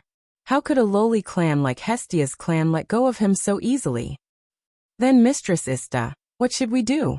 The young man asked in a respectful tone. Should we launch an attack on Hestia's clan? Launch an attack on Hestia's clan. Ista looked at the young man with a faint smile. Instead of answering the question, she asked another question. In other words, do you have a chance of winning against Tyrant? I don't. The young man was a little speechless. But no matter what, the opponent is only one person. If we use all of our clan and that, it should be easy to take down an adventurer, right? Hearing this, the beautiful goddess just stood there silently smoking and exhaling smoke, causing the surrounding air to become a little heavy. The young man didn't know what his overgod was thinking. He could only lower his head and couldn't say a word. Under such circumstances, time passed bit by bit at an unbearably slow rate. At this moment, Ista noticed something strange. Mistress Ista? The young man asked in a strange tone. What's wrong? Don't you feel it? Ista slightly raised her eyebrows and said slowly. It seems like there's a commotion. A commotion? The young man finally noticed something strange. Looking at the happy street in the distance through the balcony, a different kind of noise and clamor seemed to be going on. Looking at this scene, Ista's beautiful brows furrowed deeper and deeper. Finally, she couldn't ignore it anymore. She stood up and walked out of the balcony. She even walked out of her luxurious and vast room, following the wide corridor that looked like the interior of a chalk castle. Ista walked into her palace. Then, she walked down the stairs at the end of the corridor, and went all the way down to the hall on the first floor. This was a hall that looked like a ballroom. The first thing they saw when they entered was an extremely luxuriously decorated hall. There was a flight of stairs on the left and right sides of the palace. They followed the walls and extended upwards, forming a corridor right in front of the entrance of the palace. In the cloister, Esta walked out with her entourage. She came to the front of the railing and looked down at the hall. At this time, in the hall, a group of provocatively dressed Amazons were making a ruckus. Aisha, who was the leader, stood to the side as if she was in deep thought. Looking at the noise below, Ista raised the pipe in her hand and knocked on the railing. The crisp sound of dang dang echoed throughout the hall. At this moment, all the noisy Amazons below seemed to have been strangled, and their voices stopped abruptly. The noisy scene instantly returned to silence. All the Amazons, including Aisha, raised their heads and looked at the corridor above. Under the gaze of all the prostitutes present, Ista asked straightforwardly, "Why is it so noisy?" The group of prostitutes suddenly looked at each other, and then their eyes gathered on Aisha. Aisha also raised her eyes, looked at Ista above, and explained the situation. "I heard that the tyrant seemed to have come to Happy Street, and claimed that he wanted to buy a woman with some strength for a night. To satisfy his desire, he set up an arena in the middle of Happy Street." Tyrant. Ista's beautiful eyes suddenly lit up, and then she laughed. "I didn't expect that child to come to me." The group of battle whores immediately started to clamor again. "Even if it's the rumored tyrant, he is still a man. As a man, it's impossible for him not to come to Happy Street to find pleasure, right? I just don't know what the rumored tyrant tastes like." "You still want to taste it? It's not even your turn." All of a sudden, the group of prostitutes became like shrews in the market, chattering nonstop. "It's just like what you saw, Mistress Ista." Aisha shrugged. "The sisters here are planning to take a bite of the tyrant, that's why it's so noisy." "It is indeed a fat piece of meat." Ista smiled sweetly and then said this. "If that's the case, I'll go and see." What? The prostitutes suddenly became more noisy. "Mistress Ista also plans to go? It's over, it's really not our turn now. Mistress Ista is so annoying. She always picks the best one every time and doesn't give us a chance." "That's right." Thus the whores grumbled. However, Ista no longer paid attention to the prostitutes, but with a soul-stirring smile, her eyes were filled with joy. "Let me see with my own eyes what's so special about the man that Freya likes. If he managed to get the man who rejected Freya, how wonderful would that beauty's expression be?" When she thought of this, Ista couldn't hold it in anymore. She took her entourage and walked down the stairs. Then, together with the group of combat prostitutes, they marched toward the center of Happy Street. Aisha, who was at the back, lowered her head and thought about something. Her eyes flashed slightly. At the same time, on the top floor of Babel, in a luxurious suite, in front of the wall-like glass window, Freya crossed her slender arms and looked in the direction of Happy Street. Her pair of beautiful eyes slowly narrowed.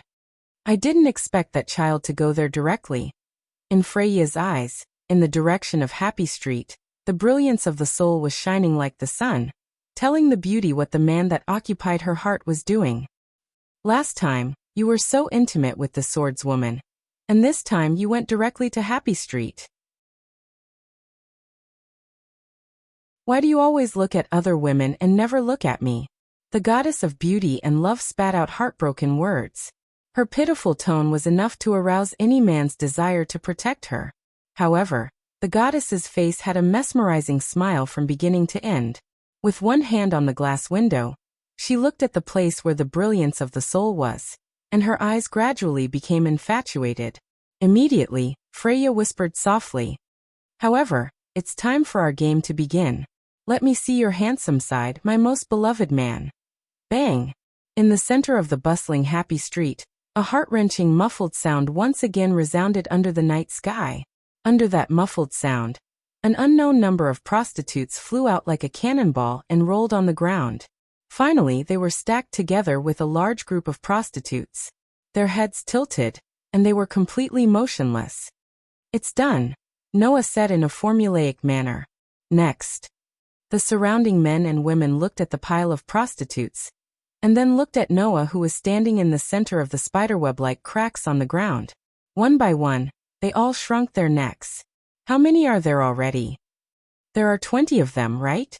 "More than that?" "I'm afraid there are more than 30. "What a pity, he couldn't even withstand a single blow from him. As expected of the adventurer with the name Tyrant, he's so violent." The surrounding crowd seemed to treat this game as a festival, and they were all engaged in heated discussions. Especially the male idols who wanted to see the world in chaos. They spread the news, and more people began to gather here. Over time, Happy Street really became like a festival, and it became more and more lively. At this moment, a person shouted, "Look, Esta's clan is here."